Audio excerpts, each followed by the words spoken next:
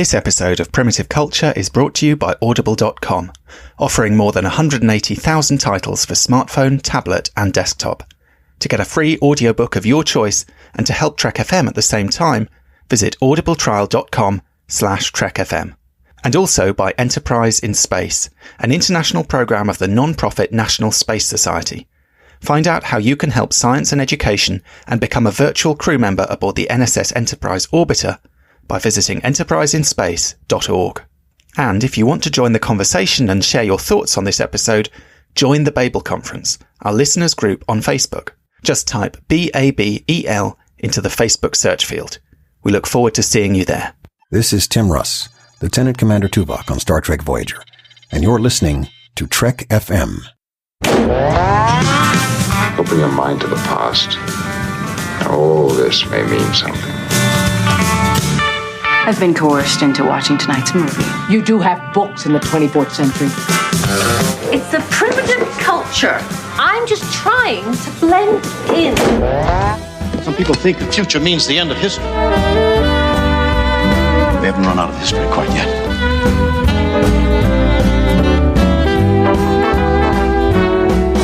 Hello and welcome to Primitive Culture, a Trek FM podcast all about our history, our culture and how Star Trek relates to it. I'm Duncan Barrett and today I'm joined yet again by Lee Hutchison for the latest part in our What's in a Name series. Hi Lee, how are you? Yeah, I'm really good. Thanks for having me. I think we're over at the halfway point now as kind of Star Trek edges towards 800 hours or 800 episodes in movies. It's good to know that we've at least got halfway through this project. I certainly hope so. To say this project has sort of expanded and divided and kind of taken up a lot more time than I was intending. I hope I hope the listeners aren't as frustrated with it as I am by this point. But it's an interesting one. We will press on. I had this goal that we were going to try and get to Endgame in this episode. I don't know we're quite going to make it there. My revised goal is we're aiming for what you leave behind, but we'll see where we get to today, because these episodes have a habit of running away with themselves. Let's get cracking in that case. I think last time we got up to Star Trek First Contact, the movie. The next episode after that is a Deep Space Nine episode, The Ascent. I don't have a huge amount to say about that. It seems pretty self-explanatory. But the one after that, a Voyager episode, I think has a fantastic title. One of the best of the Q puns, the Q and the Grey. Yeah, it's a really interesting one. Obviously, this one comes from an American Civil War poem called The Blue and the Grey, and there was also a mini series from 1982 based on the poem itself. So yeah, instead of the blue and the grey, it's simply the Q and the Grey. I think it's a really brilliant one because it's kind of clever and also precise. There's no danger reading that title that you might mistake which Q episode it is that you're dealing with. It's, it sort of works on both levels for once. Yeah, exactly. Yeah, it's an interesting one, kind of looking through the poem as well and so on, seeing what kind of ties in. Well, yes, on sort of the front of it all, obviously it's a Civil War poem. That's what we're seeing in sort of the Q continuum.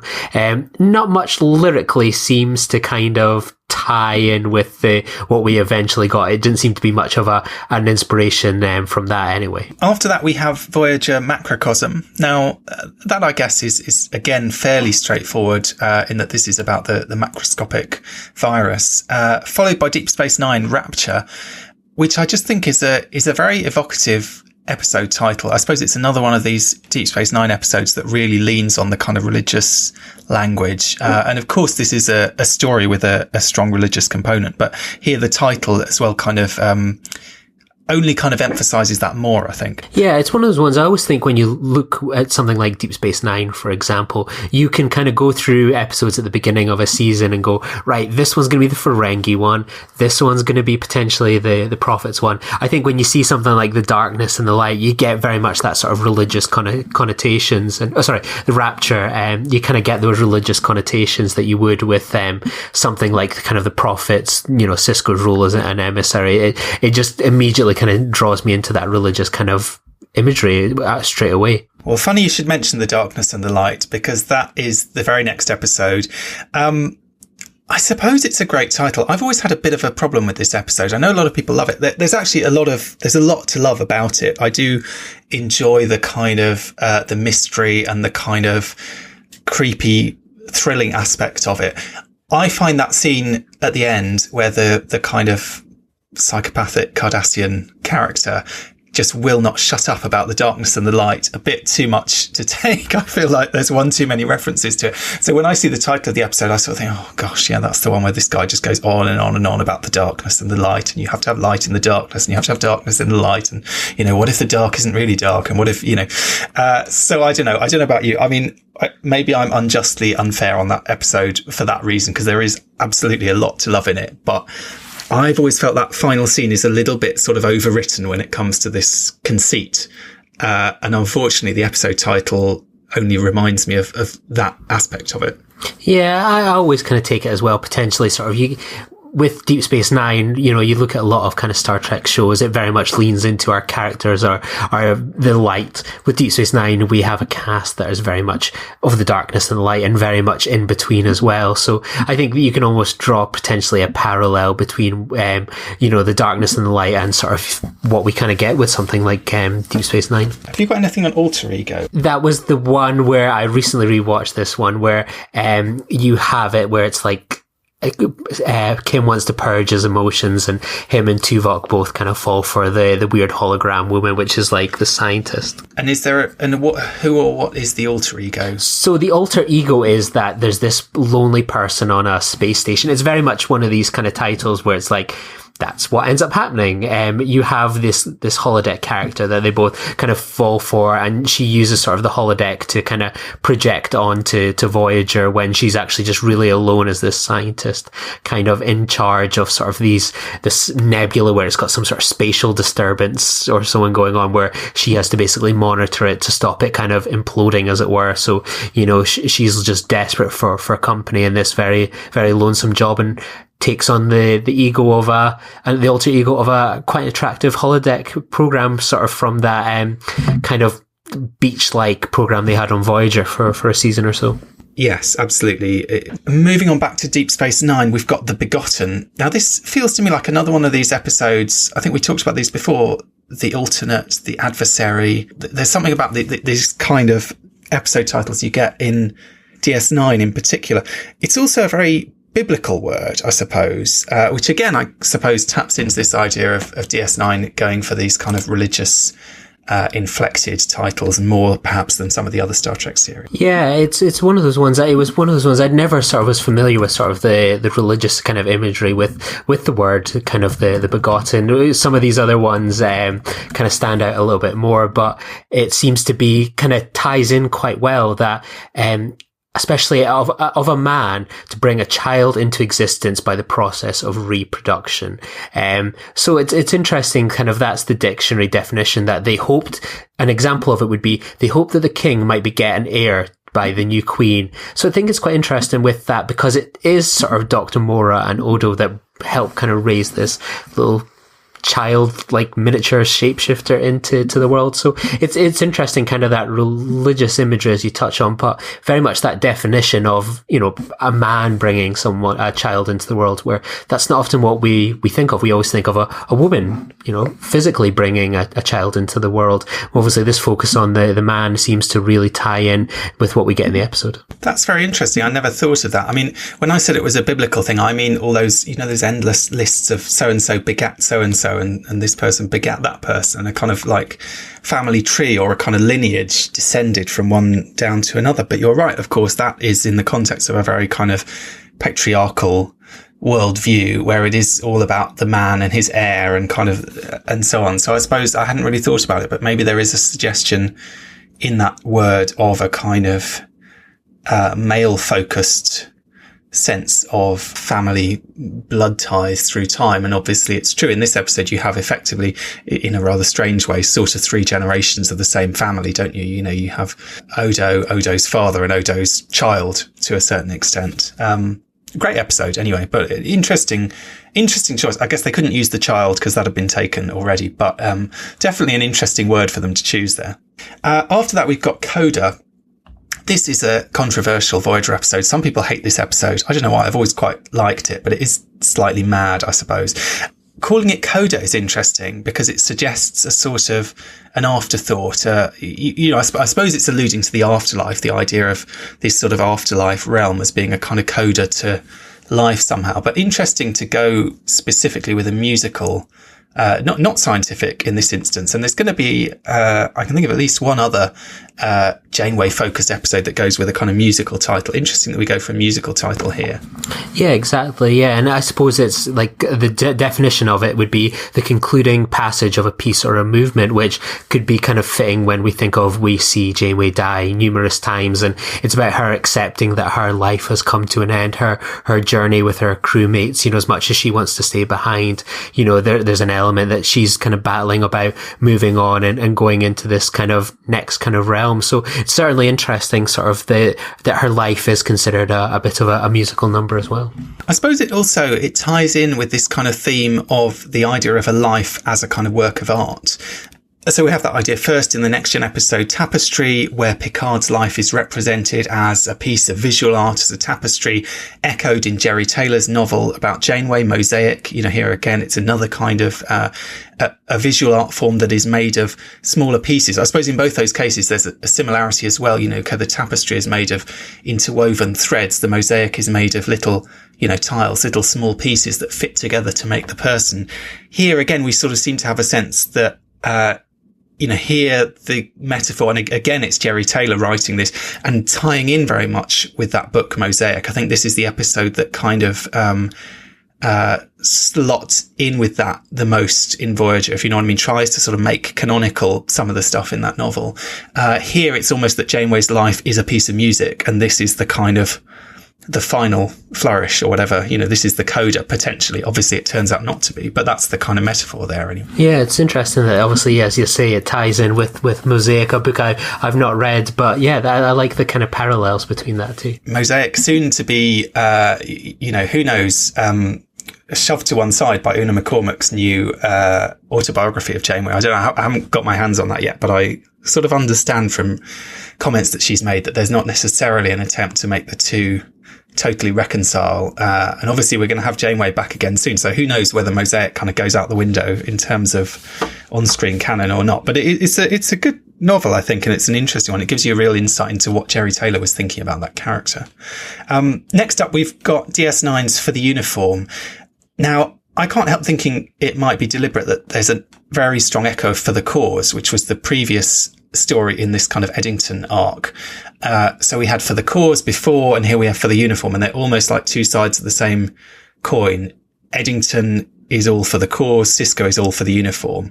And of course, it being DS9, there's this sort of slight undercutting, a slight kind of ironic element, because this is the episode where, you know, Sisko has his famous line, "You betrayed your uniform," and Eddington responds, "Now you're betraying yours." So this sort of sense of is doing it for the uniform, is doing it for the loyalty to Starfleet, for the kind of patriotism, however you want to interpret that, necessarily the right thing. Yeah, this was one that never clicked with me until quite recently on a bit of a rewatch, where I was like, I decided to do it as a double feature, and I was like, oh my God. Of all the years, you know, it's been 20 odd years since these episodes have come out. It never clicked with me, those parallels in the titles. It'd be interesting to know if other people felt the same way. I was stunned. Well, it's maybe even more striking because then you realise that the next DS9 episode is again part of a two-parter, but one of these two-parters with different titles. I mean, we talked before about Improbable Cause and The Die Is Cast, which actually have nothing. Those two titles are very different. They're not really linked, except by having watched those episodes and linking them in our minds. The next two, however, are very much In Purgatory's Shadow and By Inferno's Light. Great two-parter, two great titles as well. Obviously alluding to Dante's Inferno and Dante's Purgatorio. And I suppose, I guess just loosely, the idea that things get worse from part one to part two, potentially. Also, I suppose the Inferno's Light, this is the episode where there's a bomb that's going to blow up the Bajoran sun. So there's a kind of, maybe there's a bit of a tease of that there. But definitely an interesting example of DS9 linking two parts of a two-parter, you know, with similar but different names. And I love, these are two parts that I really love as well. And I think In Purgatory's Shadow, I don't know about you or the listeners, but it's when I find myself sometimes just randomly dropping into like conversation sometimes where it's like, how do you feel about sort of 7 months now in lockdown? Oh, I feel like I'm in purgatory's shadow. But I also think it's quite telling as well that for years we've been on the cusp of this sort of Dominion War, for example. And this is the episode where it's kind of bubbles to the surface. The invasion is about to happen, not as we expect, but, you know, in purgatory, very much in that kind of limbo period, you know, they're not quite at war yet. They're not quite at peace. You know, what's about to happen next will kind of decide that. And then I think with Inferno, you know, you think of something being kind of lit, you know, that it may not have happened yet. The explosion may not have happened. The bloodshed may not have happened, but it's here to begin. And I think it's such a really striking imagery for a two-parter. It's interesting as well. It's a kind of imagery that gets picked up on in season 7 when you get to Penumbra, which again is about a shadow, effectively, and is a kind of and that again is the sort of start of a new wave of that story and the kind of darkness to come and so on. I suppose there's something of that in it, isn't there? This idea of a looming threat, which I guess is something that DS9 has been doing for a while, and it kind of continues to play for a while in a sense until the war actually sort of really gets going. But it's something that is teased for a long time, and that sense of kind of slightly doom-laden sense of what's to come is definitely played on here. I guess also the other element of Purgatory is that this is a story that takes place to a pretty large extent in a prison. I mean, these people are literally, well, not literally in purgatory, but they are in a kind of purgatory. They are in a kind of they've been forgotten about. That no one knows that they're there, and they're kind of locked up there potentially forever. So there is a kind of a link there as well, I think. Next up, I've got Dr. Bashir, I presume, for DS9. Obviously, a reference to Dr. Livingston, I presume. I think there's also kind of an extra level of a joke there, because it sort of can't help but make you think of the scene where someone is taken to be Bashir but isn't, i.e. when the parents come in and unburden themselves to the holographic Bashir, and it's not Dr. Bashir. And I suppose that's sort of on a broader point. What the episode is doing is, you know, if Dr. Bashir becomes the face of all the EMHs, then it's not Dr. Bashir, I presume, anymore. It's, you know, EMH for this ship or that ship or whatever. Yeah, it's very interesting as well. And as I say, that sort of, I've kind of decided, I thought I'm going to have a look at sort of David Livingston and see if there was any sort of ties in with kind of Dr. Bashir in terms of their kind of crossover. Not too much off the top of the page, a little bit more with someone like Alexander Siddig, you know, in terms of the British background. Obviously, that's not this kind of take in Deep Space Nine. But yeah, not too much kind of there, apart from obviously being sort of a bit of a famous explorer and kind of, you know, such like. But yeah, it's interesting. And as I say, we kind of come straight off a Deep Space Nine episode where there are sort of two Dr. Bashirs kind of at play as well here, one causing more havoc than the other. And then in this episode, we have that again. We have Dr. Bashir, one a hologram, one sort of human, and everything kind of all going a bit kind of wrong when there's a bit of a mix up there as well. So I think that's got to be an interesting run of 3 episodes in a row, 2 unrelated as well, where someone has a kind of body double that causes a bit of havoc on to the crew. Yeah, it's a very weird combination. I don't know how it kind of fell out that way, that Bashir is kind of, I don't know, but you do sort of feel for Alexander Siddig, the number of revelations he must have been getting that month, where, you know, first of all, he finds out that he's been playing a changeling for the last, you know, however many episodes, and then finds out that his character is, you know, on some level not what he's always said he was. It's they're definitely kind of it's a moment for Bashir, that point in season 5 of DS9. Yeah, definitely. I think it's he's obviously spoken about that he wished he had the heads up about that kind of revelation, and yeah, you can definitely tell it was a bit of a last minute one, and it never sort of seemed to kind of stick as something that was a bit of a logical decision to make. It definitely seemed like a bit of a left field turn. And yet I feel they make it work in subsequent episodes. I remember it was a bit of a shock at the time. I think it's a good episode though. And I think that they do, as time goes on, they sort of lean into it, and they sort of, it kind of retrospectively comes to make sense of a lot of things. You know, I don't think it was necessarily a bad decision or a bad idea, but I think it is definitely one that would have benefited from being sort of seeded a little bit more, or kind of planned a little bit more, as opposed to doing this sort of continuity on the fly, I guess, is sort of what you're getting with the changeling Bashir. And then here again, dropping a sort of massive revelation, about someone. Although you could say maybe it makes perfect sense. I mean, people always say, well, why would Spock talk about Michael Byrne? And Spock doesn't tell anyone anything they don't need to know. Obviously, it's not something that's going to have come up. I suppose it's something that Bashir's going to be trying to sort of forget and ignore and not dwell on. So you could kind of rationalize it that way. I think there's an element of, with the viewer, a slight feeling of having been cheated a little bit by having a revelation as big as this with no clue or no, do you know what I mean? Just sort of coming totally out of the blue.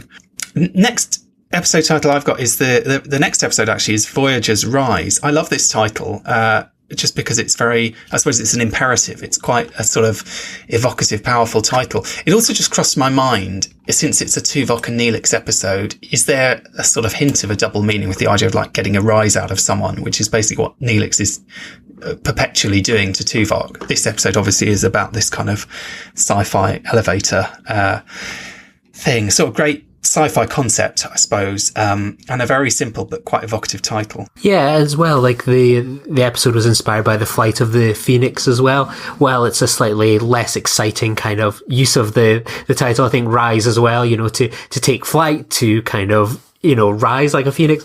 You know, I can see some inspiration there. It's one of those ones that does feel like a classic Rick Berman era title, you know, singular. You know, sometimes they evoke something. I think Rise, as you say, there's just something about that word that kind of just gets you excited. You know, I think of something like Hamilton, you know, how they use things like Rise Up, for example, The Dark Knight Rises, when kind of Bruce Wayne is in the tunnel and they're kind of getting him to kind of rise up. You know, it is a very kind of evocative word for it. Then a couple of DS9 episodes, A Simple Investigation and Business as Usual, both have a sort of slight, well, particularly the first one sounds very kind of noirish, which I suppose makes sense.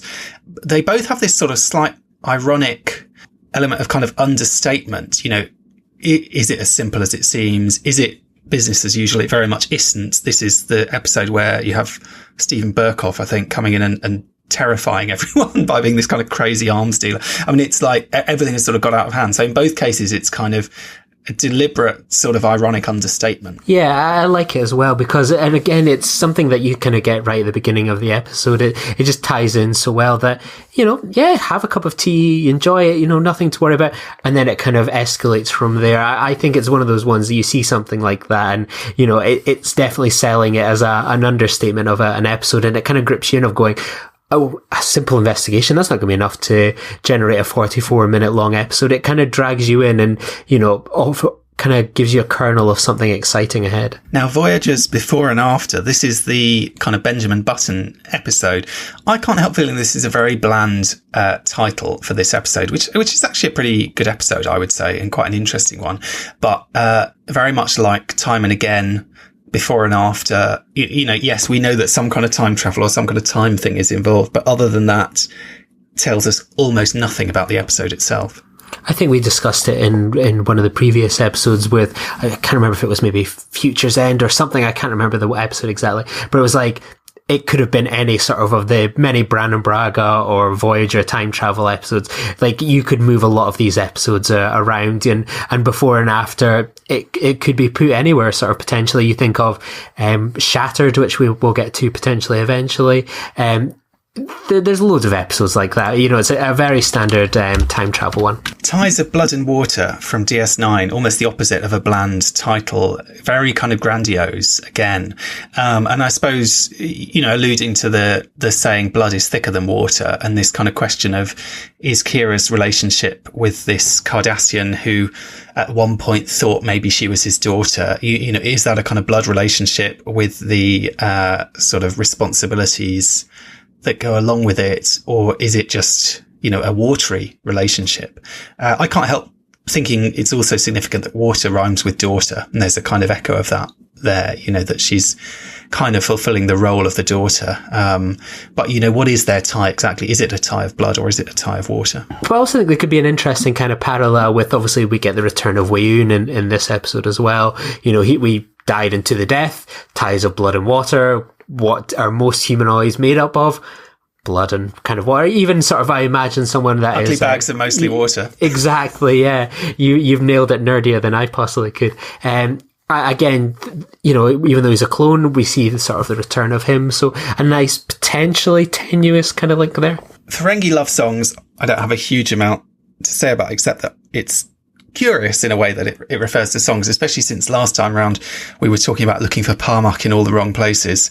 But the next one I have to talk about is Voyager's real life. Again, very simple, but again, well, not so much again for Voyager, but, you know, another episode title that is kind of deceptively simple and is sort of kind of ironic. It's not real life, or is it? And I suppose that's the question with that episode is this holographic family. At first, they seem a little bit kind of Brady Bunchy. They seem a little bit fake, not very real. But it's an episode that packs a real emotional punch. I mean, a lot of people feel it's one of their favourite Voyager episodes, I think, because it's very moving what happens in the end, and it does come to feel very real by the end of that episode. I think there's an element as well where at the beginning when we are introduced to this family, it's very much like a soap opera. You know, everyone's a bit perfect, you know, the Brady Bunch, you know, for example there. And I think real life almost kind of ties in with that, because I can imagine channel flicking in daytime America or soap opera time here in the UK and seeing a thing called Real Life where it's about these kind of families, etc. I think there could be definitely a sort of an interesting kind of concept there of, you could imagine the drama if they made it a sort of semi spin-off, or it was its own sort of TV show in the future of the 24th century about a doctor and his wife and his, you know, perfect kids, it being that sort of real life Brady Bunch, I guess, as a sort of soap opera title, if that was its own show. Next up, we have Soldiers of the Empire, which again to me feels like an episode title written by a Klingon. I can't remember what the last one we had. The Way of the Warrior, I suppose, was the last one I felt sounded like that. These kind of, again, quite sort of grandiose Klingon episodes, which are framed very much the way that Klingons see things. Yeah, I always remember this one, like, there's obviously the line where sort of either Stephen Bear went to Ronald D. Moore, give me Star Trek Klingon, a story that we could do as a Star Trek episode, but with all Klingon characters. And like, you can imagine sort of that being the title of the show, like Star Trek, Soldiers of the Empire, coming this fall on CBS All Access. I think it's a really kind of good and telling show, and sort of, yeah, I think it's really strikes out really, really well. Another DS9 episode with a great title, I think, is Children of Time. Now, I love this episode, but I also just love the kind of sci-fi, sort of classic sci-fi title that it goes by. Yeah, I would agree with you there. It's one of those ones, like, it's sort of a simple one where you could imagine nowadays with something like Doctor Who, I wouldn't be surprised if there was a Children of Time episode with something like that. And it's again a very simple title, but one that immediately kind of draws you in, and so true to life. You know, sometimes these Deep Space Nine ones can have so many meanings, but this one kind of nails it exactly. Next up, we have Distant Origin, obviously in reference to the distant origin of theory, which is the kind of topic of the episode, but also just quite an evocative title in its own right, I think. Yeah, this is one where I actually just rewatched this one the other day. I consider this probably one of Voyager's finest hours, and I just love how it's immediately, like, this is an episode that is incredibly unique, but I just love that tying into sort of the origin of the theory, you know, what Charles Darwin faced.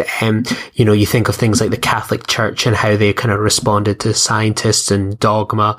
I think this is a really exciting kind of title, and I think the play on it being Distant Origin, that centuries later these dinosaurs that evolved are sort of looking for their kind of origin theory, and the distance kind of ties into time, but also kind of the distance itself, and sort of physically, you know, gone is the, you know, Earth is 70,000 light years in the other direction. I think it's a very clever title on a lot of different levels, and very fitting for one of the finest episodes. It's true. It's a title that absolutely belongs to Voyager, if you know what I mean, because you're right. You know, a distant origin is exactly what Voyager is about. It's about trying to get back to your distant origin, you know, get back to the Alpha Quadrant, get back to Earth. Next up, Worst Case Scenario. Now, I always enjoy this episode, and I enjoy the title, partly because I feel it's, again, sort of slightly underplaying. I mean, I suppose it is a worst case scenario, but we expect that to be, it's one of these kind of contemporary phrases that somehow takes on more meaning somehow when you apply it to this particular episode and see the level of like just how bad your worst case scenario could be. You might think in the holodeck training program the worst case scenario would be it wouldn't necessarily involve the threat of imminent death for real with the safety protocols off. It's kind of it feels like one of those ones that is sort of almost slightly kind of ironically underplaying its hand. I really like this one as well in a kind of couple of respects, that we think of the worst case scenario is that this situation with Seska, who could have kind of seen this coming? Worst case scenario. God knows how she managed to find the time in just those kind of couple months to get up to all these antics, but that's something else. But I think it's also, you kind of go back to the origin of the episode. It's the worst case scenario, the early days of Voyager. Tuvok was clearly more concerned about mutiny than anyone else watching kind of Voyager, or the crew, where what happens if the Maquis kind of rebel? What happens if there is that, uprising, overthrowing of the crew in the ship? It's in the program itself is designed to be sort of the worst case scenario and preparing for it. You're right. He's kind of got the wrong worst case scenario. He's thinking the worst case scenario is the Maquis rebel. He hasn't realised the actual worst case scenario is that one of the Maquis is actually a psychopathic Cardassian who's going to murder them all. So you're right. Yeah, it's worse than you think even. Empok Nor, I just love. I mean, I think it's a great episode, but I think it's very evocative because immediately you hear that title and you sort of know what you're going to get. It's going to be another space station. But again, I suppose it's one of these titles that is just taking its name from the thing that it's about. Next up for Voyager, though, we have Scorpion Part 1. Now, this, I think, is a fantastic title, partly because it's one of those ones that means nothing until you've watched the episode, but then means everything once you've watched the episode. So when you first see that coming up on the screen, it feels very random. We've seen the Borg cubes. We've seen this as a big Borg story. What's the connection between the Borg and a Scorpion? And it's going to take us most of the episode to find out. I think, what for me anyway, is the kind of highlight of that episode is that scene between Janeway and Chakotay where they have this real, they really come, to a kind of stalemate in a way where they're not going to agree on what the right thing is. And he tells this kind of parable of the Scorpion. And it's a very strong moment, I think, in the episode and in Voyager more generally. And I think naming the episode after that moment, again, sort of draws attention to that and also suggests a kind of threat, because by giving it that name, it's kind of pretty much siding with Chakotay rather than Janeway in that instance. I think it's lending credibility to his interpretation and to the story that he tells. Yeah, it's interesting as well, where I discovered that the Italian title, it goes one step further, less kind of exciting when it's called The Scorpion and the Frog. So even though the whole sort of story itself is a fox as opposed to a frog, but and fair enough, it's an interesting kind of parallel. But yeah, it's interesting. I wonder whether does that mean that they, in the Italian dubbing or whatever, do they change the story that he tells? Because I think there are various versions of that Scorpion story. Maybe in Italy it's more commonly told with a frog than a fox, and therefore that's do you know what I mean? A bit like the rabbit and a bit like the tortoise and the hare. Everyone recognises that one, the fable. Yeah, I also think a Scorpion you can almost potentially draw parallels potentially with the Borg as well. Scorpion with their venom, it kills or paralyzes the kind of their prey. You think of the I remember sort of at the beginning of Scorpion where kind of the Doctor's talking about, and these kind of little tubes come out and it begins the process as soon as it pierces the skin, similar to that kind of scorpion tail. But, again, it could be also parallels between that and Species 8472, something that's attacking kind of the nervous system, as we see with Harry Kim when he's attacked by the creature, and how that almost is kind of mutating him almost. So yeah, there's a lot of different Scorpions potentially at play here. Then we have a wonderful DS9 episode, In the Cards.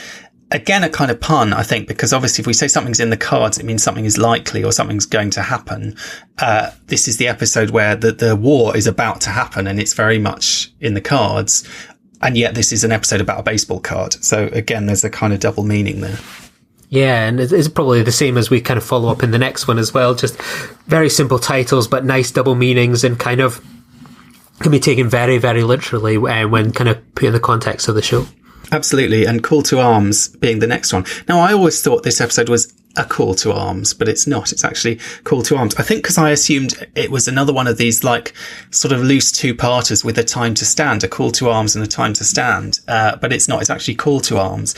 I think it's a sense here that it's not just a call to arms sort of in universe, but it's almost kind of, this is the episode that sort of summons the rest of DS9, that summons this kind of huge war arc that they're about to embark on.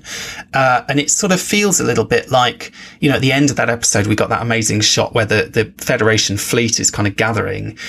It feels very much like a point of sort of saying, this is where we bring it all together. This is where we kind of summon all our resources. This is where we kind of put it all on the table somehow. If that's not mixing metaphors with the previous episode. But that somehow this is kind of, you know, it's a moment of, you know, blow the trumpets, whatever you do to summon your troops and kind of get everyone in line. Yeah, and it's one of those ones, again, it's been a bit of a Cold War for such a long kind of period of time as well. And, you know, it's like, this is it, you know, people are being called to action, confrontation is happening. You know, there's been a lot of dancing for a long period of time with the odd little skirmish here and there, but, you know, it's time to draw your arms and kind of go to war. The next episode that I had in mind was picking up on that DS9 arc from the following season 6, Rocks and Shoals. Obviously a kind of nautical expression there. You know, I suppose the idea of becoming, you know, sort of shipwrecked or kind of, you know, your passage being impeded or kind of your ship being grounded, I guess, on the rocks and shoals. Interesting choice, I think, for this episode, especially since a large part of this episode takes place on this planet. But I suppose the ship crashes on the planet at the beginning. So there is a sense almost again that they got stuck on that planet because their ship failed them. It got kind of, caught up on a rock in a sense. There's something as well about kind of Rocks and Shoals where it does kind of evoke in me sort of I can imagine that being one of my kind of grandfather's kind of war movies on VHS that he potentially had. You can imagine it between sort of, you know, Peloton and None But the Brave, you know, so many of these ones that we know that people like Ira Stephen Bear and Ronald D. Moore, for example, that they're in their minds and so on, and that they kind of dive into these things. But I also discovered that there was an interesting kind of comment from Ronald D. Moore that he mentioned on sort of the AOL chat, if you'll indulge me here. So it's like the title seemed thematically right to me, since the episode deals with some characters running up on the rocks and the others entering shoal water. I think the phrase itself actually referred to the Royal Navy's judicial system, but I could be wrong. In any case, the title just came to me as I was working on the script, and although later I remember the judicial connection, it wasn't the initial reason for the title. There are also themes of justice and military order in the script, so I think it is still appropriate. And Rocks and Shoals was also the informal name of the Articles of the Government of the United States Navy. These articles were known for triggering swift and harsh punishment, but were replaced by the Uniform Code of Military Justice in 1951. So I kind of think of sort of the Vorta and how he kind of deals with the Jem'Hadar at the end. And so it kind of even expands further. The episode title refers to the Articles of the Government of the United States, nicknamed Rocks and Shoals. Punishment, the quote, the punishment of death or any other punishment as a court-martial may be judged and may be inflicted on any person in naval service who intentionally or willfully suffers any vessel of the Navy to be stranded. Obviously, we can get that here. Or run up on rocks and shoals, or inappropriately hazardly or maliciously or willfully injures any vessel of the Navy or any part of our tackle, armament, or equipment whereby the safety of the vessel or hazard or lives or crew is exposed to danger. So big thanks to Memory Alpha for that one. Wow. Well, I certainly didn't pick up on all of that. All of those elements. That is very interesting. When you were talking about the kind of war movie element, it made me think of another one of the episodes in this arc, Behind the Lines. Behind the Lines feels very much like it could be, you know, an old war movie. Yeah, and it's the same with kind of Favour the Bold and Time to Stand, Call to Arms. Like, these are really exciting ones that just seem to kind of fly off the pages. You could even imagine, not even just war movies, like was it, I can't remember the name of the little cartoon strip that you used to kind of get, where it was all about sort of those American kind of soldiers off to war. You can imagine that being like in big bold titles, kind of favor the bold, a time to stand, call to arms, with some sort of military kind of drawing on the front. I wish I could remember it. It always seemed to be something you would see sort of in service stations when you were kind of stopping on a long journey and wondering about spending your pocket money on one of these things. You're right. They feel quite sort of bombastic, quite kind of, especially Favour the Bold, quite sort of, there is a sort of classic, I think they are going for a kind of classic war movie in a way. I mean, DS9 does sort of become a World War II movie, war movie in some ways as it goes on. I love Favour the Bold as well. Again, an imperative like Rise, I suppose. I think it's a great one, very strong title. Interestingly, though, then we get Sacrifice of Angels, which is a very different mood somehow. It's suddenly, we're back to the religious kind of element. We're back to, I suppose, the fact that it's not, the sacrifice, even in this kind of military story, is not going to be of, the fighters. It's not actually the kind of, it's not Sisko and his crew who end up being sacrificed. It's, well, I guess Zial on one level, maybe she's the angel that's being sacrificed because she's a kind of perfect innocent. I don't know whether also the reference to angels is kind of referring to the prophets and the decision that they take in this episode. And whether you see that as a sacrifice or not, I don't know. But obviously, going forward, there's this idea that Sisko is going to be punished essentially for the actions that are taken here, that there's going to be a kind of payment exacted. Sisko arguably is kind of an angel insofar as he's half human, half god. He's a kind of, slightly otherworldly figure in his own right. So I don't know. I sort of wonder, is there a kind of allusion to something there? The fact that there are angels and not just one angel kind of makes me think that. But either way, it's a different mood to sort of end that arc on, this quite sort of bombastic, quite action heavy arc. And then it ends with this quite kind of, I suppose, a sort of moment of tragedy and of sort of reflection and of this sort of greater spiritual significance somehow. Yeah, to kind of make 2 points. So I'm going to go back just a tiny little bit to Fortune Favour the Bold. We've obviously spoken about kind of Latin being used in Star Trek. Fortune Favours the Bold is a translation of a Latin kind of proverb. And you sort of look at a lot of kind of its use in history, especially sort of the United Kingdom, for example, and the US. A lot of kind of British army regiments sort of had that as sort of part of their kind of Latin or logo. But also, I know you're someone that frequents Liverpool quite a bit. It's the motto of Liverpool's John Moores University. The Turing family used it as well. United States, a lot of the it's the motto of several United States Navy ships, fighter wings, battalions, police service, and again, to go back to the American Civil War, the Confederate States, the United Service displayed Fortune Favours the Bold on its flag, sort of in its original Latin form.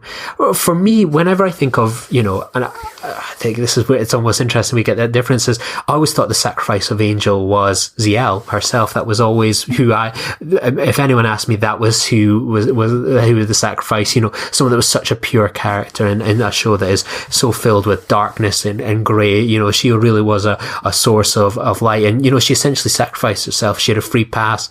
She was the daughter of, kind of one of the runners of this Dominion kind of alliance. And, she sacrificed herself to try and make a difference, to free her friends. And it came at the cost of her life. Even at the end, she still loved her father, and he loved her. And, it was a tragic death. It's a sort of beautiful, grand title as well. It's quite a sort of epic title. It's a sort of soaring title, I suppose, for the end of this arc.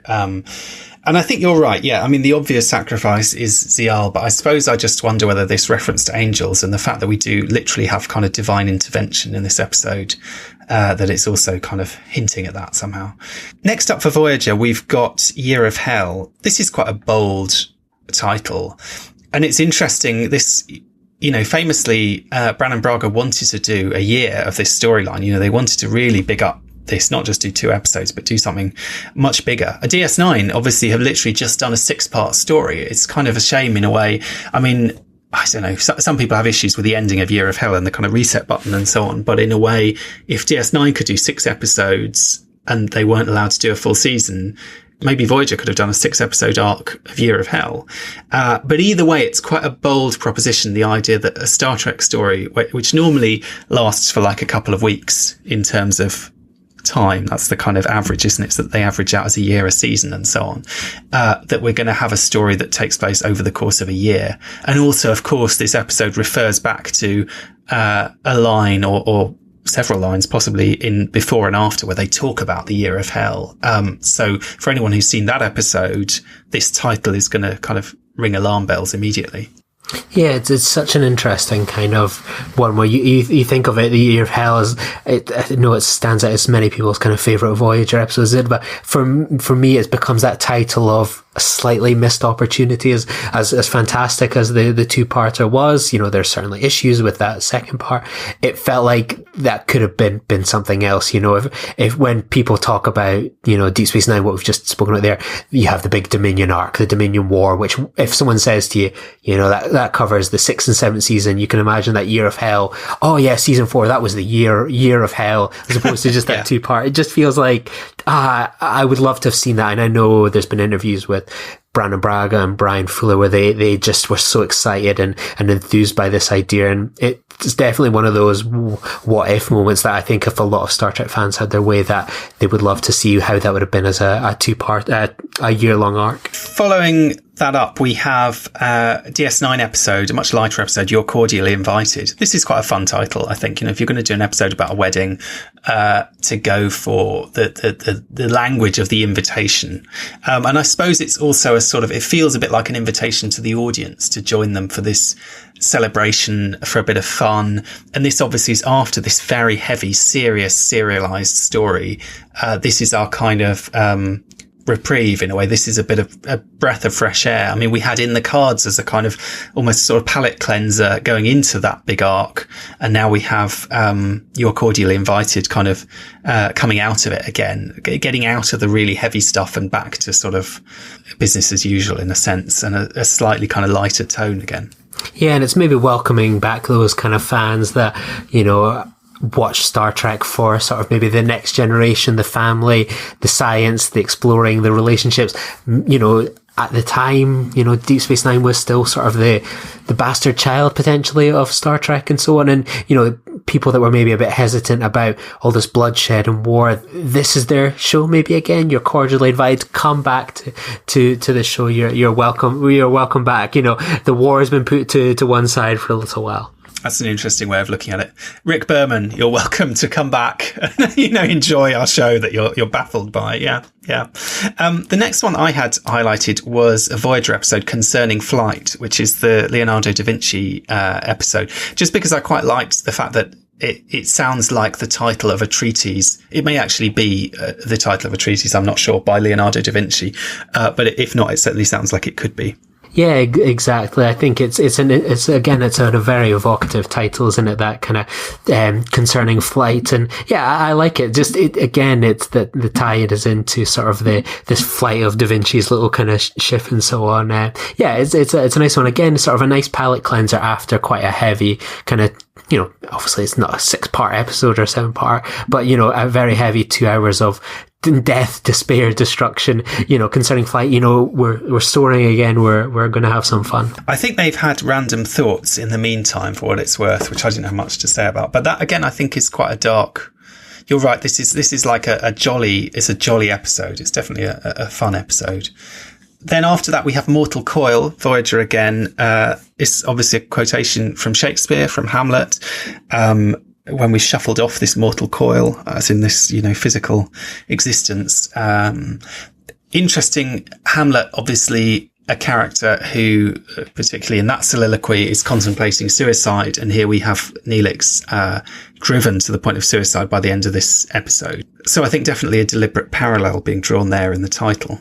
Yeah, and it's one of those ones that it ties in. Obviously, everyone knows about the history of Shakespeare and Trek and how it's been used. And, you know, when we think of it, it comes from the to be or not to be soliloquy, which we obviously know very well from Chang as well. So it is full context for in that sleep of death, what dreams may come, and what we have shuffled off this mortal coil must give us pause. So it's very interesting to, you know, have that sort of tie-in potentially with Star Trek 6. You know, everyone talks about it. Star Trek, you know, the undiscovered country is death. You know, it's the unknown that happens after we pass away. Obviously, in the undiscovered country, they play it more as the future. So it's interesting sort of being able to tie that in a little bit with what we're to see there. And this is an episode that absolutely hinges on the question of what dreams may come when we've shuffled it off. You know, what are you going to experience next? And the terrifying thing for Neelix is the answer was nothing. You know, he was expecting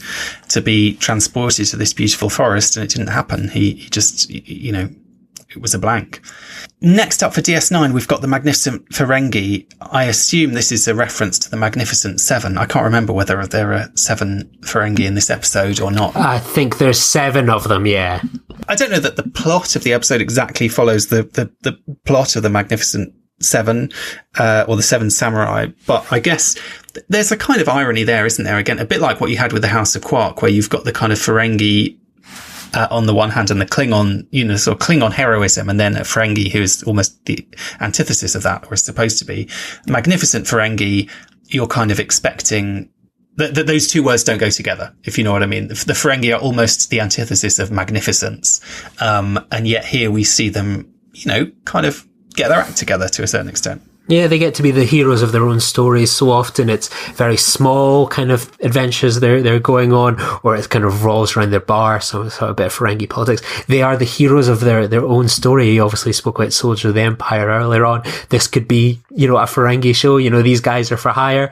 They might not always get it right or wrong, but, you know, they can do something between them with all these killers, businessmen, you know, stooges as well. It's an interesting kind of rogues gallery. Then we have a wonderful DS9 episode, Waltz. Now, again, we've got a kind of musical metaphor here. I can't help think that it's deliberate, that we have a kind of callback to duet. You know, in season 1, we had duet with Kira and the Cardassian. Here we have a waltz between Sisko and Gul Dukat, another Cardassian, and kind of touching to some extent on similar themes and similar issues about the past and guilt around the past, and kind of a sort of reckoning with some of these simmering issues. A great episode, and I love the idea of a waltz as a way of looking at this interaction between these two characters, that they're almost dancing with each other. They're almost kind of the yin and yang somehow. There's a kind of and I think we do see that all the way through DS9. You know, partly Dukat is always trying to convince Sisko that there are similarities between them. You know, they both have children. They both have, he wants to sort of set them up as equal and opposite. Now, Sisko sort of rejects that, but obviously by the time we get to the end of the series, you know, we've got Sisko on the side of the prophets and Dukat on the side of the Par Wraiths. They are very much these kind of equal and opposite antagonists, somehow locked in this sort of perpetual struggle, this perpetual dance. There's an interesting one when you kind of look at, I'm looking at like what would be the steps of a waltz just now. I always think of it as, you know, you're just sort of moving, you're circling each other. It's also characterized by the rise and fall action. So you think of someone like Dukat as well, that he has just come off the absolute high of sort of, he's retaken Deep Space Nine, you know, Terok Nor. He's gone high. The wormhole's going to be flooding through. Everything is in his grasp, and he's completely fallen from grace. He's lost his daughter. He's lost his sanity. He's lost his position of standing. He is a nomad. And yeah, that's an interesting one where you almost kind of imagine that, well, Dukat is at a high, you know, during those first 6 episodes. Sisko is often at a low. And then you sort of think of like Sisko coming into kind of that, the brig and so on, and there he is, he's lording over him again, you know, he's succeeded and Dukat has kind of fallen. So yeah, an interesting kind of parallel there with sort of the physical move of what a waltz would involve. Next up from Voyager, I've got Message in a Bottle. Again, the old kind of nautical metaphor, I suppose, being brought into play again here for something that is a very, high-tech, futuristic analog for the old message in a bottle. Yeah, and believe it or not, I actually found a message in a bottle yesterday. It'd been placed randomly in the street, so people still out there are doing them. Unfortunately, I didn't open it with an emergency medical hologram, but yeah, I always think this is quite an exciting kind of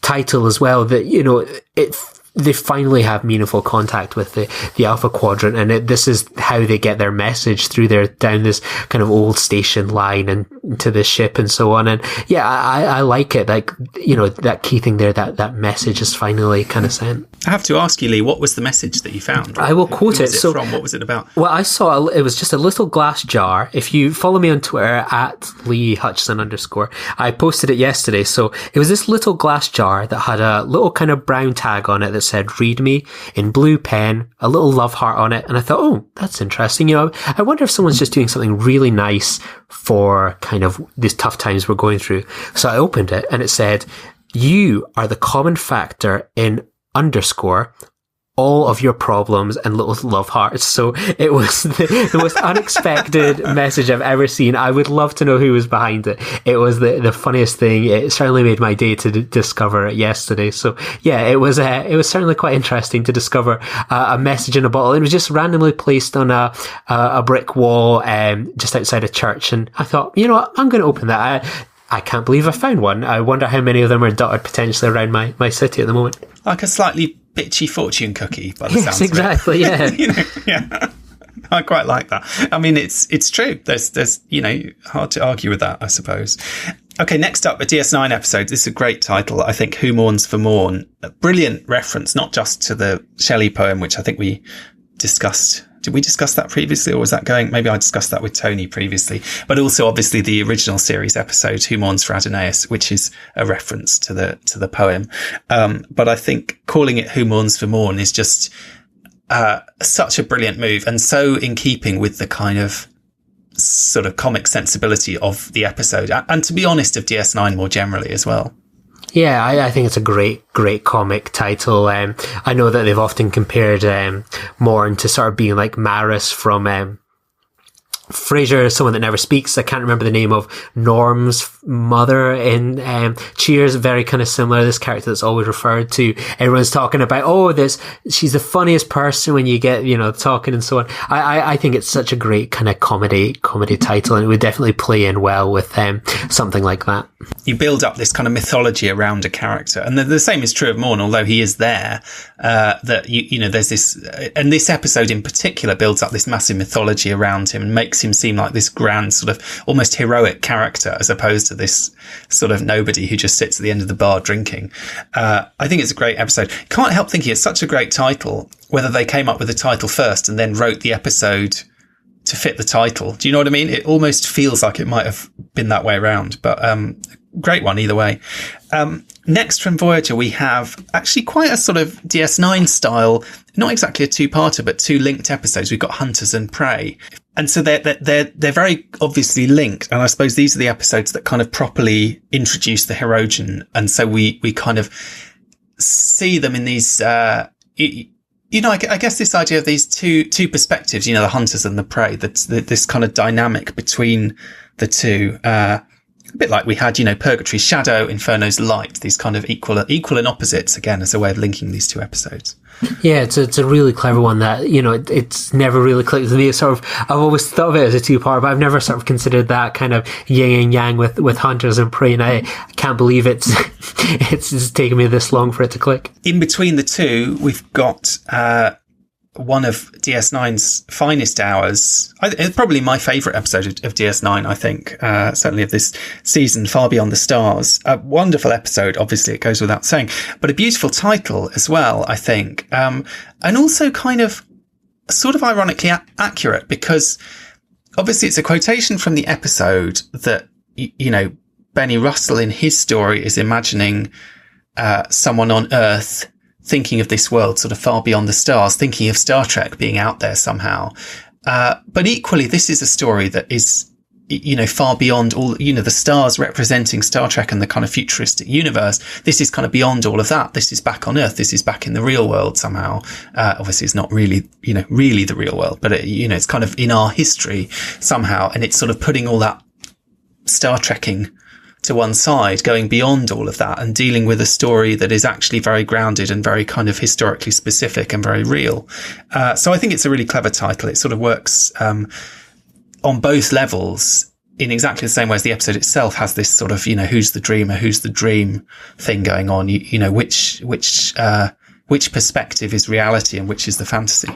Yeah, I think this is a stunning title to match an incredible episode. And I think the idea is sort of far beyond the stars. It just feels like one of those old science fiction titles where you could imagine it being like a little book you would be reading as a kid, or some sort of serial thing that you're perhaps watching on 1950s, 60s, black and white TV, a really exciting kind of title. And I would love to know more about their potential sort of involvement of that. I know the working title of the episode was The Cold and Distant Stars, and they sort of didn't go with that one as well.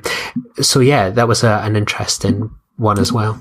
Next up, we have One Little Ship, which I think is worth mentioning just because they didn't go with the working title, which was Honey, I Shrunk the Runabout, which I think would have been a much better choice. But I guess, who knows, maybe there were like legal issues there, or for whatever reason, they went with this much simpler title, One Little Ship. But it's still quite a cute title, I suppose, which is very fitting for that episode. Yeah, and I always think of Little Ship, obviously it's less so the Defiant in this case, but, the Little Ship used as a bit of a joking slur against the Defiant from Riker in First Contact. I hadn't really thought of that. That's an interesting parallel. Yeah, for sure. Honor Among Thieves, DS9 again. I guess just alluding to the phrase or the concept of honor among thieves, but it's very appropriate for this episode. And the I can't think of his name, but the guy with the cat, who turns out to be a sort of more decent guy than you might imagine for an organised criminal. Yeah, and it's one of those ones as well. It has that great mob kind of reference as well. You think of things like Sopranos, Godfathers, etc. We may have the idea of the mob as kind of these criminals, up to no good, but, they have so much honor codes and systems and how they operate. Then we have The Killing Game, Voyager, great two-parter. It's a slightly odd title, I think, insofar as you might expect that, I suppose, it's accurate in that they're killing and it's a game and they're kind of treating it as a game and so on. But, I don't know, I always feel like it's a slightly odd title for this one. Maybe because we expect the Herogen to be all about hunting rather than killing somehow. But it certainly makes sense. It's less, you'd kind of expect it to be more World War II specific somehow, which as far as I know, this is not, if this is a specific expression, I haven't heard it before. I don't know about you. I suppose it feels more like it's kind of hitting on the sort of video game, kind of video nasty element, which I guess is a part of what's going on in this story, if you know what I mean, this sort of violent fantasy rather than the kind of historical fantasy. Whereas it seems to me that the pleasure of the episode is more in the kind of World War II action movie than it is in the question of, the rights and wrongs of this form of entertainment for the Herogen. Yeah, I think you're spot on. It does have that sort of mix up. I know that the original title was going to be War Game, which I think ties in quite well. But yeah, The Killing Game, it's one of those ones like, I imagine, especially with the World War II one, could I imagine this sort of being on a bookshelf or an old kind of video? You think of something like the way it leans into sort of the World War II imagery more than sort of any of the other kind of plot lines as well, that I could imagine sort of that Killing Game being something that you could kind of pull off a shelf. And I think that was kind of probably the inspiration and so on, sort of, the hunting ultimately to kill and so on, that they don't really take prisoners. We've discovered the Herogen much, but in this case that they're going to turn them into prey that they can hunt and kill or send back and brutally punish. Now, going back to DS9, we have another one of these wonderful grandiose titles, Wrongs Darker Than Death or Night. This is a quote from Prometheus Unbound by Shelley from the very final speech by Demogorgon. And it goes to suffer woes which hope thinks infinite, to forgive wrongs darker than death or night, to defy power which seems omnipotent, to love and bear, to hope till hope creates from its own wreck the thing it contemplates, neither to change nor falter nor repent. This, like thy glory, Titan, is to be good, great and joyous, beautiful and free. This is alone life, joy, empire and victory. Pretty grand language there coming from Shelley as well. But I suppose this idea of, forgiving wrongs darker than death or night, that's the point there, really, which is, I suppose, latent in the episode title. If you don't either know or go and look up the quotation, it seems like this is an episode saying, what Kira's mother has done is the absolute worst thing she could possibly have done. In a series, DS9, where, we know a lot of pretty awful things happened during the course of the occupation. I suppose when you look into it, the fact that it's about forgiving those things puts a slightly different spin on it. And it kind of makes this question, as I think you do watching the episode, is Kira being a little bit unreasonable? Is she being a little bit harsh? What is... There's a grey quality to the moral quandary at the heart of this episode, I think. And I suppose the title seems to want to present it as very black and white.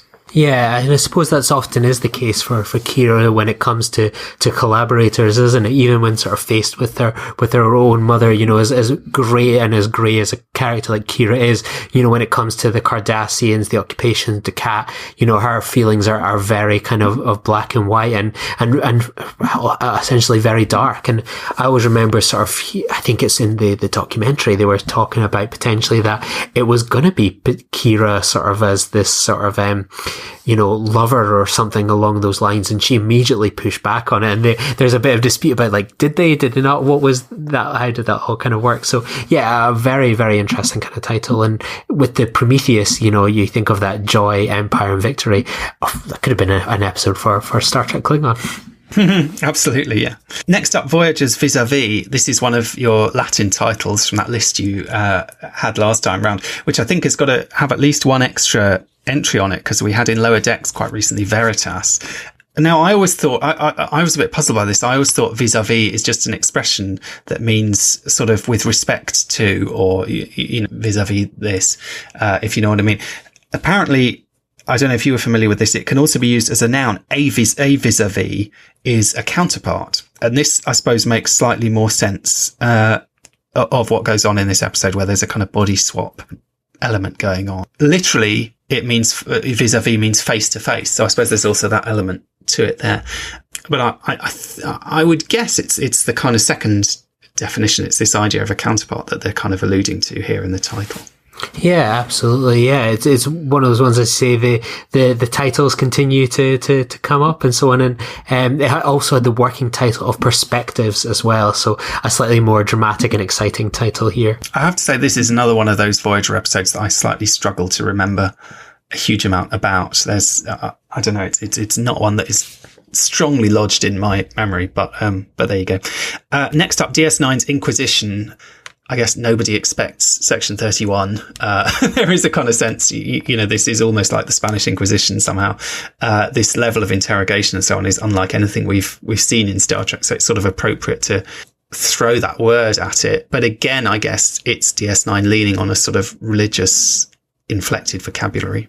Yeah, I never can consider that. I always just took it as very black and white of, an Inquisition. I never thought of sort of the religious parallels. The Omega Directive, great sci-fi title, I think. Another one of those ones that it just feels like sort of classic sci-fi story. Yeah, and it's one that everyone seems to be talking about just now of, potentially leaning into sort of the burn, etc. So yeah, a very interesting kind of title. I mean, it immediately stands out, the kind of the Greek alphabet, all that stuff just immediately kind of comes to light. And it's also quite mysterious, I suppose, because it's, we sort of wonder what is the Omega Directive, and that's a big part of the story of the episode, is finding out the answer to that question. I quite like the episode titles that sort of raise a question that you then have to answer, or a mystery, or kind of, you're kind of wondering, okay, what exactly is this thing that's being described here? Next up, we have another fantastic DS9 episode, In the Pale Moonlight.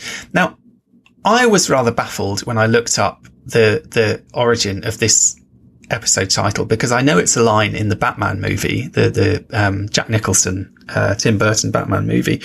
But I just sort of assumed that the Batman movie was quoting something else. But as far as I can see, it isn't. This is actually a DS9 episode which is named not for a poem by Shelley, not for a play by Shakespeare, not like Voyager for a concept in quantum physics, but is named for a line in a 1980s Batman movie, which I just think is amazing. Yeah, and I love the full title, full quote as well as how I'm not going to even attempt to do the Jack Nicholson impression, but have you ever danced with the devil in the pale moonlight? And I think that even that full title, you know, we think of it in the pale moonlight perhaps on its own of sort of Sisko in this kind of grey murk of what he's kind of doing. But then when you sort of think of it, you know, within the full one, have you ever danced with the devil in the pale moonlight?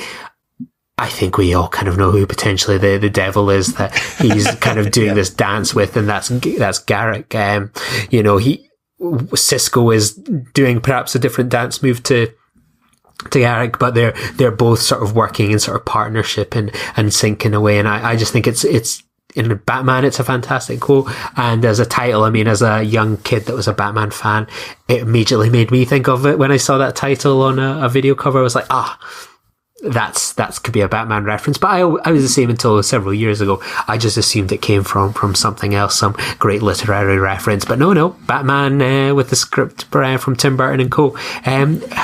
Helped inspire a Star Trek episode, and I'd love to see more of that in the future. And it's interesting, we've had Sisko dancing with Dukat in Waltz. Now we've got sort of by extension Sisko dancing with Garak and in the pale moonlight. You know, dancing around these kind of morally grey at the best of times characters, you know, sort of skirting around the kind of, you know, these kind of grey areas, these kind of dubious decisions, these kind of sort of dark moments. It's interesting thinking of Sisko as Batman. I'd never really thought of it that way, but I suppose, you know, Garak is a bit like the Joker insofar as he's a bit of a kind of wild character in a way. You know, you don't quite know how to take him somehow. He's dangerous. He's dangerous, but also quite sort of charming and so on. Sisko, I suppose, is a bit Batman-like in a way. He's quite sort of tough and solid and sort of, I don't know. It's an interesting, I'd never really thought of the parallel exactly in those terms beyond the line, but I wonder if there is sort of something there. And, you know, Batman is a guy who's kind of pretty dark and brooding, but trying to stick to his strict moral code, sort of despite all of that. You know, maybe Sisko's in a similar position. Yeah, and I think you make an interesting point about Garak as the Joker. This obviously predates the Dark Knight, but you think of someone like Garak, I'm just a humble tailor, someone that always had a different kind of potentially origin story at times, you know, I was just a gardener on Romulus. And then you think of something then, it comes to the Heath Ledger Joker in the Dark Knight, you know, had different origin stories that he would just tell different people about how he received his scars in his past and so on. And I always think characters like Garak and the Joker are more interesting when there's just teases or hints of what something could be, and they become like the Bashir, and you know, they're all the more mysterious for not having that fixed point of a character in history. So, moving on from In the Pale Moonlight, the next very ironic Voyager title is Unforgettable. Now, I don't know about you, I remember almost nothing about this episode, so I feel like this was a hostage to fortune calling it that. Yeah, exactly. The only thing I've remembered from it was it had one of the actresses from Sideways in it, which is one of my favourite films. So that was the only thing I ever remembered about this. But it's one of these ones. It's such a straight down the middle thing. Chakotay and the characters keep forgetting about this woman. Yeah, let's call it Unforgettable. You know, not the most inspired choice of title in the world. Its original title was Proximity, so potentially slightly more interesting than Unforgettable. Unforgettable, though, interestingly, is also the title of a song, which I don't think we ever do hear Vic Fontaine singing it, but it certainly is one that could have been in his repertoire, a song that was certainly sung at times by Frank Sinatra. And the next episode we have coming up, DS9 episode, His Way, very much a Sinatra reference in the kind of context of the whole Vic Fontaine Rat Pack world of the Holosuite in DS9. Yeah, His Way definitely has that sort of, the Rat Pack, we think of it as well.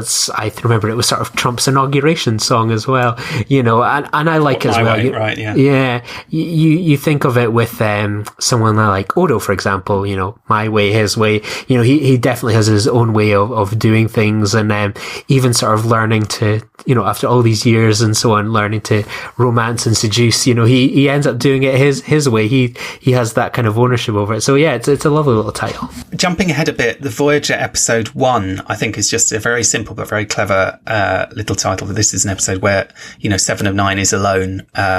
She's one. Very, very simple, just 3 letters, but conveys that very well, I think. Yeah, exactly. It's that silence that, she's all alone and so on. And it kind of ties in kind of nicely. I just finished rewatching Scorpion Part 2 earlier today, and you think of someone that earlier in the season was surrounded, was brought into us with the voices of millions of in her head, a collective, and that sort of now she's on her own and so on. That it's such a great kind of journey for her and so on over the course of the year.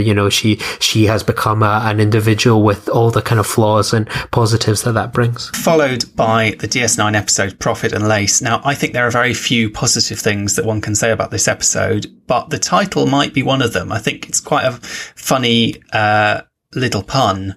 It's just a shame that it's attached to such a dreadful and somewhat offensive episode. Yeah, I think it's definitely, again, it's one of those things, if you look down at the sort of the start of the year, oh right, these are all the episode titles, it's going to be interesting. Oh no, that's where it kind of comes from and so on. So yeah, it's definitely probably the weakest Ferengi episode, sadly. Going back to DS9, Tears of the Prophets, I think, is another one a bit like Sacrifice of Angels, this sort of grand epic title. Obviously, literally, the Tears of the Prophets are the orbs in the kind of DS9, in the Bajoran sort of worldview. But here, there's a sense very much of the tears of, of the characters losing one of their own. And I suppose the fact that there's, possibly there's a link to the prophets there, because I think it's not very clear at this point, this idea of this, what it is that Sisko's going to suffer for the decision he made at the start of the season. It's slightly unclear. I think later on in DS9, it sort of comes to seem that that's more about him. I don't know. I'd be interested what now we're getting into sort of interpreting prophecy here, but I sort of took it as more being the fact that he has to leave and he has to go to the wormhole and kind of leave his family behind and so on, and not get his happy retirement on Bajor. But I think at this point, you certainly could be forgiven for thinking that the death of Jadzia is a sort of almost a kind of punishment. And the fact that it happens when he's away dealing with military sort of worldly concerns, and then loses, his best friend in this way. There is almost a sense of kind of, and we see the impact it has on him, in the next couple of episodes. Well, at the end of this episode, he's kind of, he's abandoned his post pretty much, because of it. So I suppose there's that kind of sense of, the tears obviously belong to Sisko and the crew mourning, but there's also this kind of, there's a link to the prophets there, not least the fact that it happens in the shrine, that's where it takes place. Yeah, this is obviously the second season finale of Deep Space Nine to involve prophets as well in the title. Season 1's finale was in the hands of the prophets.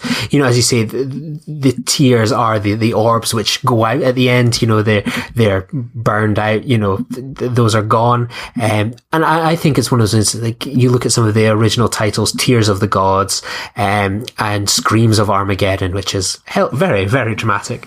But yeah, it's one of those ones, like, you can think of the literal tears of the prophets. I think they don't leave themselves the greatest amount of wiggle room with tears of the prophets and so on. I think, even the cry out of sort of the wormhole kind of closing as well, potentially kind of ties in with a little bit of that as well. But yeah, it's a really interesting kind of title, very, very somber one as well. I suppose that makes sense as well, because the wormhole is basically an eye, isn't it? I can't think, I have a feeling that in some of those prophecies, they even refer to it as an eye, don't they? And you're right, it's kind of winking shut. There is a kind of, maybe that's why I suppose that's why those orbs are referred to as tears. I'd never really thought of that before, but yeah, it makes perfect sense.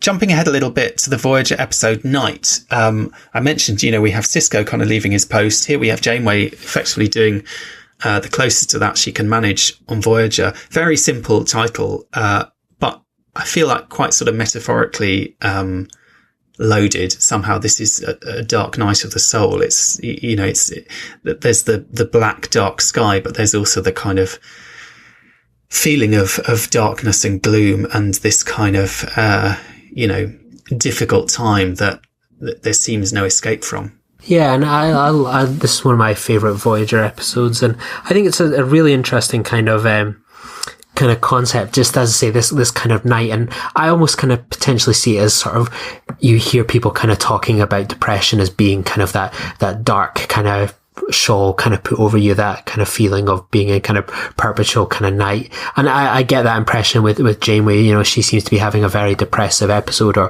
has been going through that as well. I can't remember, I'm just getting up here, sort of, you think of something like the people called depression the black dog as well.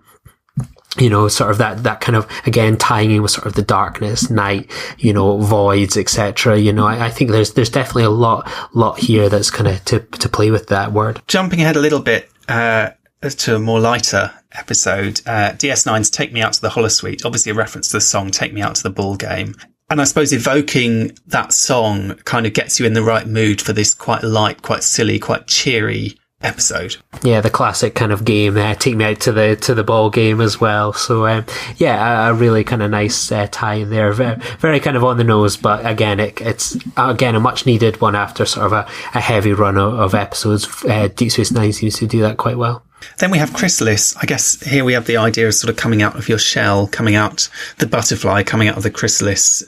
If that young woman was a caterpillar before, now she's a beautiful butterfly, something along those lines. Yeah, I would agree with that. Yeah, that kind of coming out from sort of her health condition and becoming a new individual. Yeah, I can sort of see that. And then a fantastic DS9 episode title. Again, one of these quite sort of grand ones. I feel like DS9 does these kind of titles that we haven't really seen since the original series. Treachery, Faith and the Great River. Obviously, we come to understand what this means as the episode goes on. The Great River, this Ferengi idea about trade and profit and so on. But I saw online years ago an interesting take on this, which pointed out that actually this description, Treachery, Faith and the Great River, could refer to both the A plot and the B plot, because the A plot has Odo and Weyoun in a runabout. Now I can't remember which one, but all the runabouts are named after great rivers, and a storyline that involves treachery and faith. And to some extent, Nog's storyline also involves, treachery in that he's going behind O'Brien's back, faith, having faith in the material continuum, and obviously the Great River. So, I think that the kind of obvious reading of the episode title is that it refers to elements from those two stories. But I thought it was quite interesting that someone actually was able to make the case that it could perfectly well apply to either the A story or the B story, or both. Yeah, I never considered that angle with the runabouts and the rivers. Yeah, that's I'm really excited by that idea. Next up, Voyagers in the Flesh. This is a sort of weirdly literalized metaphor, I suppose, because obviously it's an expression, but then the idea that they're kind of taking on human form. I don't know, there's something slightly yucky about it to me, this idea of like being in human form is one thing, but being in human flesh sounds a bit creepy somehow. And the fact that Chakotay is having that kind of romantic relationship with one of the species 8472s, I guess, again, maybe I'm being very xenophobic saying that, I don't know, but I suppose just because they are such a kind of strange alien species, aside from the fact that they, previously seemed to want to annihilate human beings, I don't know, there's something quite, it's a strange title, I think, for the episode, especially since it's, this is this kind of Cold War storyline about the, the fake Starfleet Academy and all this stuff. It's a weird thing to emphasize, I suppose, a weird thing to focus on in the title. I think it's interesting as well when you think of it now with something like Star Trek Discovery. You think of Ash Tyler, this Klingon kind of put into human flesh and bone and sort of the process of that. And I think it's interesting as well, sort of, we think about Species 8472, they were one of the first all CGI characters in Star Trek as well. And then we sort of see them now sort of as living, breathing flesh and blood characters. So an interesting sort of transformation from a CGI character to being portrayed by jobbing actors. Yeah, you're right. Absolutely. That, with Ash Tyler, I suppose it's a much fleshier version of that kind of transformation. If you think of someone like Arne Darwin in both the original series and Deep Space Nine, and we've seen characters, we've seen Picard as a Romulan, we've seen Sisko as a Klingon. We're kind of used to the idea that some kind of very basic sort of cosmetic surgery can be done to make people look like they're from other species. And I guess we just take it as, we know on some level that the actors are just putting like prosthetic masks on, and we sort of almost imagine that the characters are effectively doing the same thing. But this idea of, yeah, you're right, like with Ash Tyler, all the kind of cutting of bones and the kind of ripping of flesh and the really hideous, gory side of it is something that, we don't generally want to think about too much in Star Trek, about these procedures. But, I was going to say it's more realistic. I don't know that any of it is particularly realistic, but it's certainly, it's closer to what it might be like in our own. I don't know if it's close to what it'd be like in our own time. I mean, the fact is, we've seen like, candid camera type shows where someone goes in a mask or dresses up as an old man or whatever.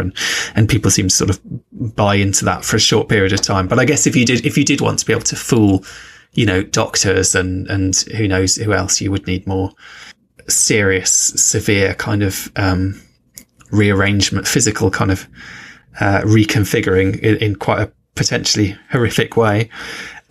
Next up, we have the DS9 episode, Once More Unto the Breach. Obviously a Shakespearean title again.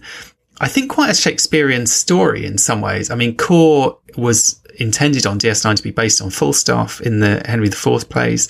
And I think this is his kind of big moment, in a sense. This is kind of the payoff of that to some extent, with Core having this sort of dementia and losing his grip slightly. And, is he a ridiculous, pitiable figure, or is he a kind of, is he a hero? Can he kind of be taken seriously? And that kind of Shakespearean aspect to it is carried through even to the dialogue, to when we get to he has this line, savour the fruit of life, my young friends. It has a sweet taste when it's fresh from the vine, but don't live too long. The taste turns bitter after a time. A sort of proper Shakespearean couplet, very poetic, very kind of, this kind of classical style. And obviously the title alludes to that as well. Yeah, and a nice tie-in, obviously, that's one of Chang's lines that he likes to quote as well, once more into the breach, dear friends. So yeah, it's amazing sort of the Shakespeare kind of parallels that have continued to kind of grow with the Klingons. Then we have Voyager's Once Upon a Time. Obviously this, again, I suppose, alluding to fairy tales. We've had a few Star Trek episodes alluding to fairy tales before, this time in the context of a kind of, a story for children. Yeah, I like that one as well. And sort of, that kind of like fairy tale little story to kind of send off. And, ultimately, I just kind of, it's a nice one, and so on. I'm surprised it took kind of this long to happen, but I suppose there's not many kind of young characters, kind of like No Way Wildman, that would feel fitting for. Then we have the Siege of AR-558. This is almost one of those episodes that's designed for like trivia or pub quizzes or something, to see if you can remember the number.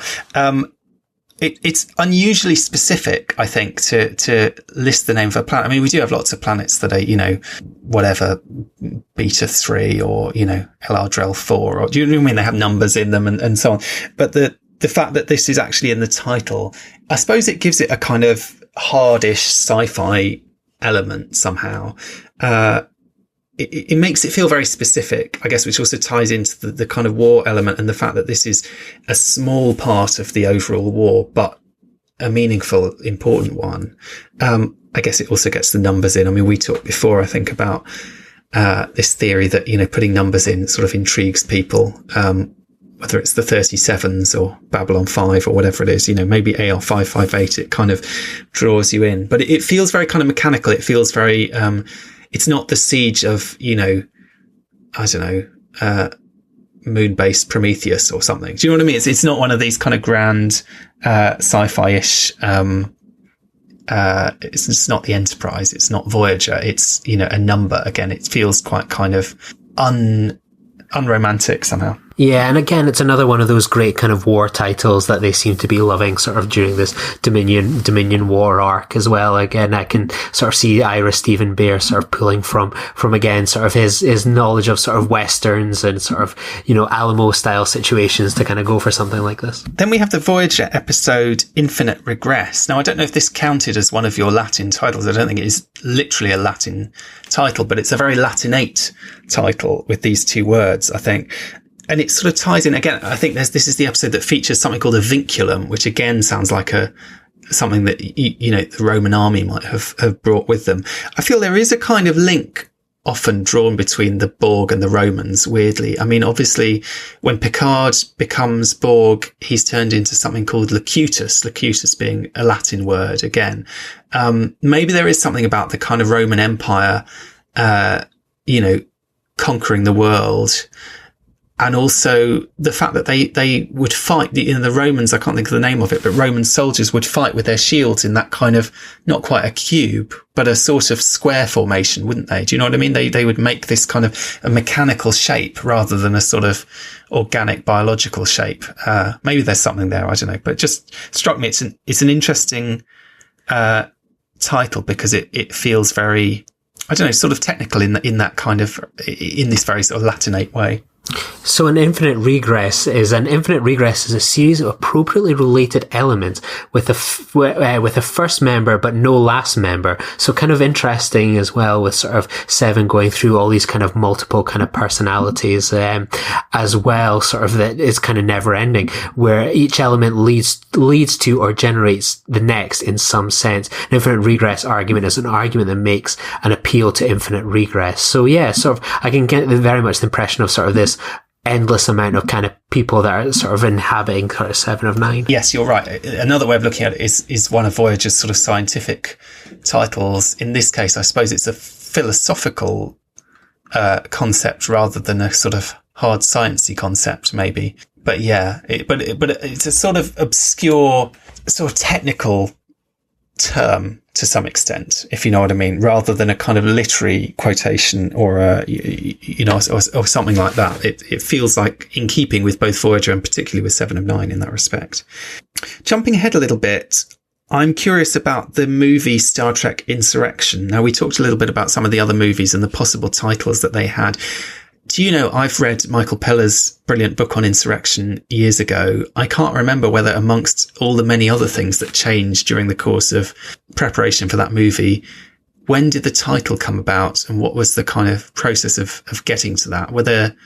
I know they referred to it kind of unofficially as Heart of Lightness, as it was going to be this Heart of Lightness story, a sort of riff on Joseph Conrad's Heart of Darkness. But do you know, were there other working titles for Insurrection? Was it going to be something else beforehand? Prime Directive was the big one that I always remember for a long period of time, which would be very kind of clearly kind of tied in with that. I think that was very much the only one that I ever sort of heard of before Insurrection. I actually remember it being sort of announced on, for this will date me, probably myself and maybe you, Duncan, but I remembered Sky had an old sort of, teletext channel where you would sort of get spoilers and information for upcoming Star Trek things.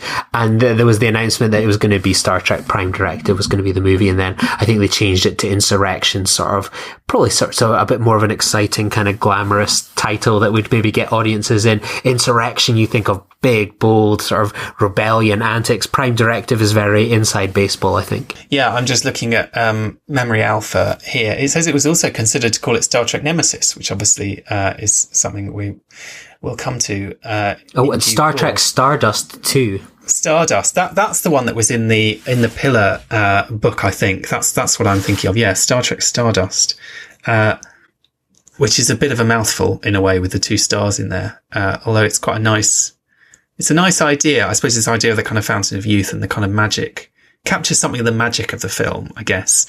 Whereas Insurrection, I think it doesn't fit very well because 7 people or whatever the senior staff of the Enterprise, are, does that really represent an insurrection? Because the Baku are not exactly performing an insurrection. They're just on the run. The only person who's doing an insurrection really is Picard. But to me, an insurrection is a bit bigger than just like, I don't know, half a dozen people not doing what they're being told to do. I don't know. I think it always feels to me like it suggests something grander that's going to happen. Whereas in a way, this is a film. I mean, oddly, of all the Star Trek films, it's probably one of the ones where the stakes are relatively low. I mean, and they even draw attention to that, that we're only moving however many people it is. No one needs to die. No planets are going to be exploded. Do you know what I mean? If the Enterprise crew didn't get involved and throw a spanner in the works, actually, the stakes of what's happened would have been relatively small compared to most of the films where there's some cataclysmic sort of, planet level catastrophe that has to be averted. Only takes, how many people does it take before it becomes wrong, Duncan? How many people does it take? I know. Yeah. All right. Fair enough. It does just sort of make me wonder, like, whether the title is, I think there are many problems with that film, but maybe the title is actually one of them, that it sort of promises a different film, which might have been more fun and more interesting than the one that we got. And they should have gone with the title that more accurately reflected the film that they ended up giving us. When I look up the word insurrection, that's the other thing. The very first thing is it says a violent uprising against authority or government. It's not a violent uprising. They're trying to help a group of basically refugees get to some caves or get to safety. It's it's just not an insurrection. That's the fact of the matter. I mean, it's someone like putting their pips down and saying, yeah, sorry, I can't carry out that order. That, to my mind, that's not an insurrection. But anyway, moving on. Voyager Counterpoint. This is the episode I was alluding to earlier. Another musically themed Janeway episode. Great episode, and I think a great title as well. Yeah, so a counterpoint is the technique of setting, writing, or playing a melody or melodies in conjunction with another according to fixed rules.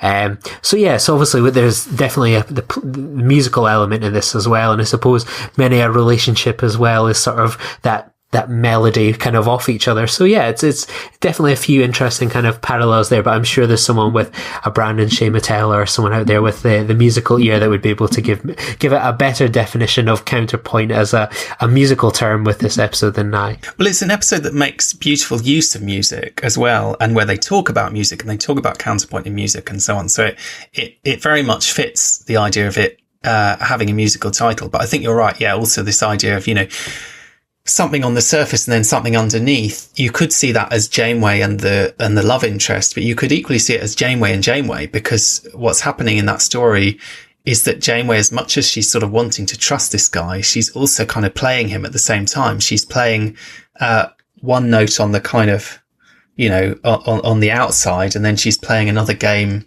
sort of underneath, almost a kind of subtext or a counterpoint to that in a sense. And that's what we find out at the end, is that Janeway has not been fooled. She's not been kind of tricked by this guy. She's been, playing a much more sophisticated tune than we thought she was somehow. Next up, DS9's It's Only a Paper Moon. Great song, great episode. Perfect confluence of the two, I think. Is the holodeck nothing more than a sham? Is it just fake? Is it just a paper moon, or isn't it? And I suppose that's the question that this episode raises. Is it only a paper moon? Yes, on the one hand, you've got Vic Fontaine saying to Nog, you can't live your life in here. This isn't real. You need to get out in the real world. On the other hand, we kind of get the sense this is an episode where Vic feels as real as he ever does at any point, if you know what I mean. This kind of act of kindness, this kind of gesture of humanity in a way, if anything was going to convince us that Vic is a real person, this is probably it. Yeah, I think the parallels, this is a song that I'd only ever heard for the first time when I watched this one, and I just love the kind of the parallels between this, the holodeck, Vic, the world sort of Nog's kind of thrown himself into. Yeah, and obviously it ties back into the episode kind of a few episodes previously, CJR 558. This is the song that they are playing when everything kind of goes down as well. So it sort of nicely ties it into sort of a nice double feature episode. Next up, DS9's prodigal daughter. Obviously, we're going back to the Bible again. We've got the prodigal son normally returns. In this case, it's a prodigal daughter returning. It's interesting that DS9 again sort of leans on a biblical reference point. Although I don't know that the episode particularly fits with that, except in the kind of broadest sense of, okay, this is a daughter coming home. But it's typical of DS9, I suppose, to go for that as the illusion. Yeah, and I suppose it's quite heavy as well. Sort of the kind of to be a prodigal son or daughter is someone who leaves the home to do things that the parents do not approve of. A son/daughter who leaves his or her home to do things that they do not approve of, but then feels sorry and returns home. So yeah, kind of a little bit thing, but you don't get the impression sort of Esri feels sorry for her decisions that she's made. But you're right, there's a degree of disapproval from the parents, I suppose. So yeah, it does kind of make sense from that point. Latent image. Now, I had to look this up. A latent image is actually a term from photography. And it's what the film looks like before it's been exposed, where you can see something of the image that's been captured on it, but not the kind of complete picture, which is very appropriate in the context of this episode. First of all, because he uses his holo camera to sort of work out what's going on. There's that great scene where he discovers it's actually Janeway who's been tampering with him. And secondly, because of course the Doctor is himself made of light, made of photons. So there's this kind of sense of, I don't know, the image created by photons in photography is, this sort of faded image, this kind of occluded image. Here we have the Doctor, who is a being made out of light, but doesn't quite know himself. There's this kind of murky mystery at the heart of him. I think it's a great title. The more you look into it, the more evocative and the more meaningful it becomes. Yeah, I completely agree with everything you've said there. Bride of Chaotica, I think, is this the only Star Trek episode title with an exclamation mark? It may well be. I just wanted to signal that, really. I suppose the fact that it's written in the style of a Captain Proton installment rather than the style of a Star Trek episode, insofar as, they managed to put that exclamation mark in there. Yeah, I never realised that, and I'm just rattling my brain trying to go through all 800, and I think you're spot on. The Emperor's New Cloak, DS9, obviously a reference to the Emperor's New Clothes, only in this case a cloaking device. I mean, this is a pretty ropey episode. I think this is a pretty ropey pun. I suppose it's a clever title. Maybe if it was a better episode, we'd forgive the cheesiness of the title, but I don't know. Yeah, exactly. It's one of the sort of, they seem to always kind of go a little bit punny with sort of the mirror universe ones. You think of Crossover, Shattered Mirror, etc. They're a bit kind of heavy-handed. Whether that's kind of a creative choice, I'm not too sure. Field of Fire. Now, I don't know why I always imagine this as like a kind of as referring to a field, as in a sort of not literally a field that was on fire, but a sort of a room where everything had kind of caught ablaze, or so, like a sort of scene of disaster. But a field of fire, when I look it up, is the kind of range that a weapon can. It's the field in the sense of this is the range that the weapon can shoot to, which makes a lot more sense in terms of this episode, which is all about this weird gun that can shoot through walls or round corners or whatever it is. It's quite a strong title either way, but it certainly makes more sense to me now that I've looked up what it actually means. Chimera. Chimera obviously is a sort of mythical creature that is part one animal and part another, like a centaur. I suppose I suppose we're meant to think that Lass is the Chimera here, but maybe Odo is the Chimera. I don't know. Odo is the character who is sort of between two worlds. He's part solid and part changeling. He's part, one thing, part another. And that's what the kind of discussion in the episode is about, really, is who or what is Odo at this stage. And I think it's interesting. You look at Scientific America and how they define a chimera, and it seems really interesting when you think about the shapeshifters, what we've seen. So a chimera is essentially a single organism that's made up of cells from two or more individuals, that it contains two sets of DNA with the code to make two separate organisms. One way that chimeras can happen naturally is that in humans is that a fetus can absorb its twin. So I'm almost thinking of, I think it's the Begotten or something. I think I'm correct, when sort of Odo absorbs the shapeshifter. So, potentially a little bit of a throwback to then of sort of Odo sort of kind of being a father figure and potentially like a brother to a shapeshifter, but this one much older. That is very interesting. That I suppose this is a word that, I immediately reach for the mythical association, which I sort of imagine is what the DS9 writers had in mind, but equally is a term that exists in kind of contemporary science and means something much more specific and scientific. So, you could take it either way for sure. Next up, Dark Frontier Part 1. I just quite like, I suppose it's just the idea. It's not the final frontier anymore. It's not the kind of hopefulness of traditional Star Trek. Now it's a dark frontier. It's sort of putting a more sinister spin on that.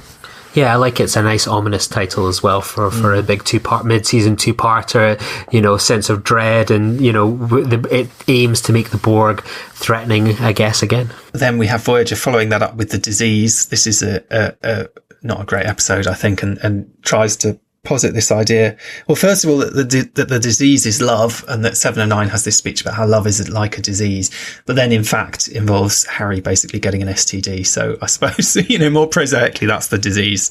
I think the episode wants you to think the disease the title is alluding to is love, but maybe whether you buy that depends on how far you're willing to go with this episode itself. Bada Bing Bada Bang, fantastic title again from DS9. More commonly, I think the expression is bada bing bada boom, which is a kind of Italian-American expression. I suppose there's that association with, the mafia and so on, as there is here.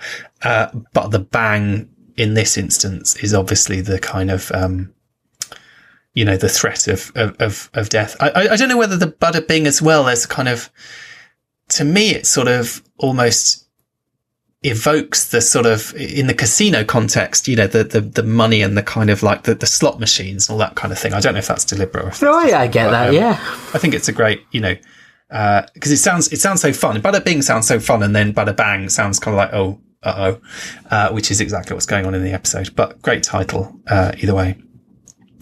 Followed by Voyager's Course Oblivion. Another one of these great sort of classic sounding hard sci-fi titles. And then DS9 really playing that Latin card with inter arma enim silent or silent. I don't even know how you pronounce that in Latin. Leges, which fortunately the episode itself glosses for us as for in times of war, the laws fall silent. This again is very sort of grandiose, DS9 sort of classical sort of posturing in a way, but, and another one of those kind of pub quiz episode titles, I think, for a lot of people. Yeah, there's an interesting little conversation where they chat about the title. So Ira Stephen Bear joked, I think Ronald D. Moore was trying to get even with Hans Bilmer for and me for Wrongs Darker Than Death or Night, or maybe he was looking to top everyone else, so he thought Latin.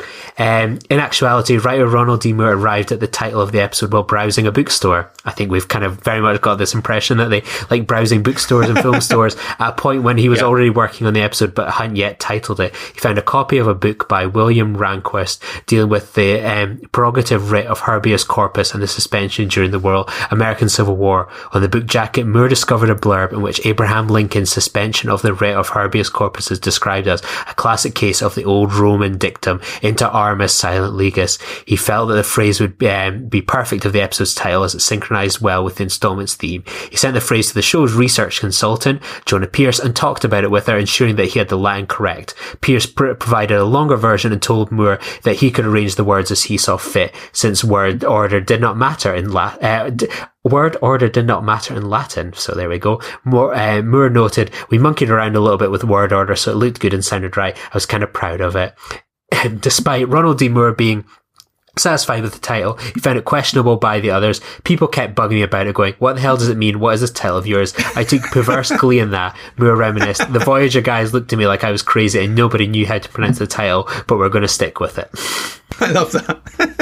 I think that's a great story. That's probably the best story we've come across since Nicholas Meyer talking about the wrangling over, the Wrath of Khan and again, the Undiscovered Country. I mean, it gives a real insight into this naming process and where they're kind of pulling these things from. And absolutely, it makes sense to me. The DS9 writers are browsing used bookstores and coming up with their titles. And very telling about the Voyager guys being judgmental about this kind of exactly, title. When we look at the rest of the episode titles we've got for this season from them. Yeah, absolutely. Well, going into the kind of final stretch for DS9, then we have, as I mentioned before, the episode Penumbra. Penumbra is this could be a Voyager title. It is a term in kind of physics and so on, but it's basically a kind of partial eclipse. It's the kind of the period before the complete darkness of the eclipse. So very appropriate for this episode that is kind of leading us into this final dark period in the story. I also like in the building I do not work in at the moment, but actually there's a charity called Penumbra, and it's they have a little thing underneath their thing, just their little description. So it's Penumbra, and it always says your way to a brighter future. So well, for some it might be that partially shrouded, or kind of the shadow cast, but it can also be potentially they're feeling like maybe it's a glass half full. So, it could be this thing with it is looming darkness, but also the positivity of a marriage on the horizon and perhaps a child to come. Well, that's interesting because I took it as the Penumbra is the point before the eclipse. But it may be that the Penumbra is also the point after do you know what I mean? Like that you get one either side, don't you? So it could be, it's a bit like the eclipse is sort of the eye of the storm. You get the Penumbra either side of it in a way. Yes, you mentioned the marriage. Next episode, Till Death Do Us Part. Obviously, taken from the wedding vows. I suppose there's a quite striking difference in tone here though between You Are Cordially Invited, which is basically sounds like you're going to get to come to a great party, until Death Do Us Part, which immediately invokes the idea of death. Although, of course, ironically, they are parted, but not by death. Although I suppose it's slightly ambiguous at the end of DS9 whether Sisko is alive and in the wormhole or dead and in the wormhole, but it's not really death that separates them ultimately, as the story goes. Followed by Strange Bedfellows, a Shakespearean quote again. I'm glad we're not having a drinking game every time Shakespeare comes up. I mean, the quote from Shakespeare is that misery acquaints a man with strange bedfellows. So, I think that very much ties into a double one here. We've got Gul Dukat and Kai Wynn, and then we've also got kind of the Dominion and the Breen as well. So an interesting kind of combination, both kind of coming out of left field somewhat. And then again, if we're talking about the strange bedfellows of Dukat and Kai Wynn, the changing face of evil is an interesting one. I mean, you could take that as as you say, like the changing face of the war and so on. But I sort of assume this is a reference to his face, and the fact that he's disguised as a Bajoran, and or at least on one level, I think that's how I would take it. It reminds me a little bit of the Voyager episode Faces, where you think it's going to be about faces in some sort of more abstract way, and in fact, it's literally about someone's face being ripped off or changed. A couple of Voyager episodes sort of slotting in here. Someone to Watch Over Me, obviously named for the song which features in the episode. Quite sort of innocent, sweet title for, I suppose, quite a sort of bittersweet episode in a way. Then back to DS9, When It Rains, obviously from the expression when it rains, it pours. Voyager's 1159, which I think is quite a clever title. I mean, we talked a little bit about the use of numbers in some of these titles.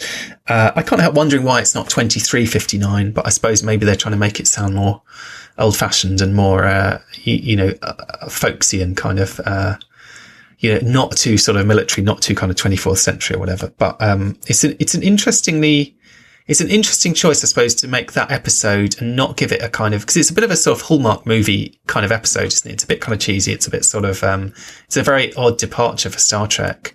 And yet they've given it a title which makes it sound a bit more cool and a bit more sort of, I don't know. It's an odd marriage of title and episode. Yeah, and I suppose it just keeps it nice and simple and nice on the eve of the millennium as well. I suppose so many people were counting down to that moment. So yeah, we've recently had obviously the 30th anniversary special, and now we've got a millennium special to date this series too. Then we have for DS9 Tacking into the Wind, a kind of return to the nautical metaphors again from rocks and shoals and so on. Tacking into the wind, obviously, sailing into the wind is quite difficult because you're being pushed, the wind is coming at you in a way. So I suppose there's that sense of the kind of challenge of that. And the only way you can do it is to keep tacking, i.e. changing course constantly, in order to kind of use the wind. So I suppose there's a kind of sense there of it being something of an uphill struggle at this stage. Yeah, exactly. Well, especially with the way the war is going as well. And I almost think we'll probably see something similar to Jonathan Archer at the end of Broken Bow down the line as well with something like this. Extreme Measures sounds very much like a sort of 90s thriller to me, like a 90s action thriller. It was. Yeah. Oh, was it? It was actually. Well, there you go. Maybe it was. Yeah. Who was in that then? Hugh Grant and Gene Hackman. So Michael Apt did one. It was a 1996 drama about ethics and medical sacrifices. So Okay, interesting. I wonder whether there's maybe that's a double bill to try one day. Followed by another Shakespearean title, The Dogs of War. You were talking about General Chang in Star Trek 6 is another one of his old favourites being unleashed here. And then we get Voyager Equinox Part 1. Now, weirdly, we just had Penumbra and the reference to the eclipse on DS9. And then not that long after, we've got a reference to the equinox. Now, I suppose, both of these are sort of metaphors of darkness and light. I know there's a ship called the Equinox, obviously, in this episode, but I think the fact that they called the episode Equinox and the fact that they called the ship that, to be honest, suggests this idea. I don't know about you. I mean, obviously there are two equinoxes in the year, but the one it makes me think of is the dark one where the days are at their shortest and the night is at its longest. And this idea of a sort of, we already had night with Voyager. Now we've got a kind of spiritual night in a sense for Janeway and for the Voyager crew as they meet this kind of dark mirror in a way for themselves, don't they, with the crew of the Equinox, this crew who've not stuck to their principles, who've done something very different. And Janeway herself has this sort of moment of almost kind of losing herself in the course of these episodes. Yeah, that was my take as well. Obviously, the two kind of crossing over, obviously, after kind of 5 years and sort of the clash that will come from it and the crews within. And then finally, DS9's What You Leave Behind. Beautiful finale. I mean, people always debate which show did the best finale. Was it Next Gen with All Good Things or was it DS9 with What You Leave Behind? I think they're very difficult to choose between in a way. I mean, I think the Next Gen finale is more of a kind of perfect package, but whereas the DS9 is trying to wrap up an awful lot of stuff, it doesn't necessarily stand on its own terms in the same way. But I think there's an interesting kind of parallel there. All Good Things, there's a kind of bittersweet quality to it, but it feels quite sort of final. It feels quite sort of, it gives that sense almost of kind of a package somehow. Whereas What You Leave Behind is very open. It's very kind of mysterious. It's more ambiguous. There's a sense of loss. There's some debate even about what the actual quotation that it's alluding to is. I think the kind of accepted one is all that you take with you is what you leave behind, which is almost kind of, it's one of those sort of wise sayings that's almost meaningless. Do you know what I mean? It's like, it's hard to sort of decipher exactly what it means. But I suppose I've always took it as being about Cisco leaving and about, and the others leaving, I suppose, because, you've got O'Brien going back to Earth and so on. And this idea of what they've left behind being these kind of relationships, these friendships, these kind of, not just the people that are left behind, but the sort of the echoes of the past and the kind of, I suppose a little bit like in Emissary, we had this talk about being linear beings and, why do you exist in this time? Why are you stuck in a different part of time than where you are? Something of that somehow, that quality of your kind of, I don't know, the traces that people leave somehow with others. I often think of it as being sort of Jake Sisko, and his Sisko leaving behind Jake, his unborn child, and his wife behind. That's what he's left behind to go to this higher plane. Yes, he may be back tomorrow, today, it's all kind of left there. But again, I agree with you. It has that sort of slightly finite things as well. Sort of, it wasn't like Next Generation where, you've got an ellipses on the end, all good things. Well, it didn't come to an end. It went on and had a run of 4 movies. It's had a subsequent spin-off.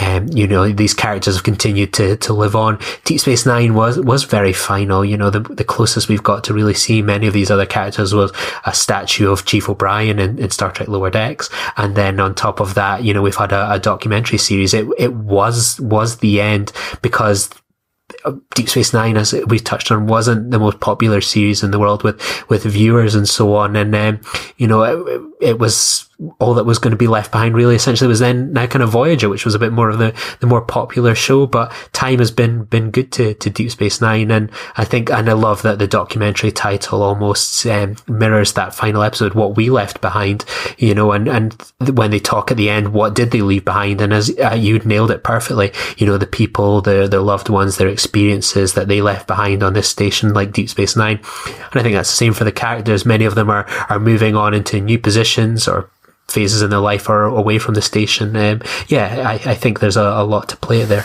And there's that beautiful quote as well, isn't there, from the documentary with Aaron Eisenberg, which I think they released a longer version of after he died, where he sort of said, I didn't leave any of it behind. I took all of this with me, essentially. Everything that experience meant to him was something that he kind of took with him throughout the rest of his life somehow. And I suppose that's true that, you're right, DS9 is sort of, has found its place in a way that maybe it didn't have as much when it was airing. At the same time, it is still, of all the Star Trek shows, it's the one that probably ends on the greatest unanswered question in a way, in that we still don't know, what happened with Sisko. Did he come back? We've had his promise that he was going to come back at some point, but we don't know when. Obviously, we've had a sort of picking up on the Picard story. We're going to be picking up on the Janeway story with Star Trek Prodigy. It feels very unlikely that we're going to find a way of picking up on the Sisko story because Avery Brooks, it seems extremely unlikely to be willing to be dragged back to Star Trek. Although who knows, they managed it with Patrick Stewart, Kate Mulgrew. But it does feel to me like the fact that there's something unresolved at the end of that story is almost, feels kind of like a perfect element of it. Do you know what I mean? That is the perfect ending for this series. It's not a neat, tidy next gen ending, or a kind of rushed, slightly madcap Voyager ending. It's the ending that suits the show. It's this kind of quite open, quite rambling, quite, mysterious, evocative, but ultimately slightly ambiguous ending. Yeah, it's as I say, it's the perfect ending for probably the perfect Star Trek show to date. Well, that seems as good a place as any for us to leave off for now, I think, Lee. But as ever, it's been a pleasure having you on the show to talk about some of these titles. Before you go, do you want to let our listeners know where they can find you online if they want to continue the conversation, and what else you've been up to recently? Yeah, you can find me on Twitter at Lee Hutchison _ or at Star Trek VHS. And you can find me on my own podcasts, Filibuster or the A24 Project, which are available wherever you download and stream podcasts. Fantastic. Thanks again, Lee. You're blended all right. When I look back about what I left behind, all I see are 7 years of joy. I mean, I had such a wonderful time. That 7 years changed my life. It didn't just change my life because I was part of Star Trek. As an actor, I had so much fun. It was such a joy to play that character. Nog was he was so parallel to my own life. And I don't know if you knew that. It was almost because you guys were there, somehow you picked up on who I was and you put that in that character. Because his life was literally parallel, but just amplified, because Nog was amplified as a Ferengi. I went through a kidney transplant at 14. When I was 17, I got into acting. And I knew exactly what I wanted to do. And I made that choice, which is outside the norm of our regular society. Parents are like, oh no, don't go into acting, go be a doctor. And I did it because I fell in love with it. And I thought to myself, I don't know how long I've got. I don't know, I might have 4 years, I might have 10, but I'm gonna fucking go for it. Because I don't know where it's gonna take me, and I wanna know that I at least tried. And I did. And every time you guys call me, I'm like, I'm working. My dream is coming true. And not only was I working, but you guys were giving me great stuff. I had a great cast. I had a great crew. I had great production. Every time I worked, I'm like, oh my God, this is the life I set out for. Nog went through the same path. He went through the same path. He was in something. He had change. He said, I want to go for that. He went for it. People gave him that chance. People gave me a chance. And that's and I don't even think I left it behind, because I always carry that love for the show with me wherever I go. And when I get to go to Star Trek conventions and meet the fans, and they say how much they love the show, and then I see their kids that are 10 going, Nog's great. I love Nog. I'm like, man, look at this. I'm part of this. I will forever be a part of this. That's true. And no one can take that away from me. So when you ask me what I've left behind, it's hard. I can't think I left anything behind, because it's still here with me every day.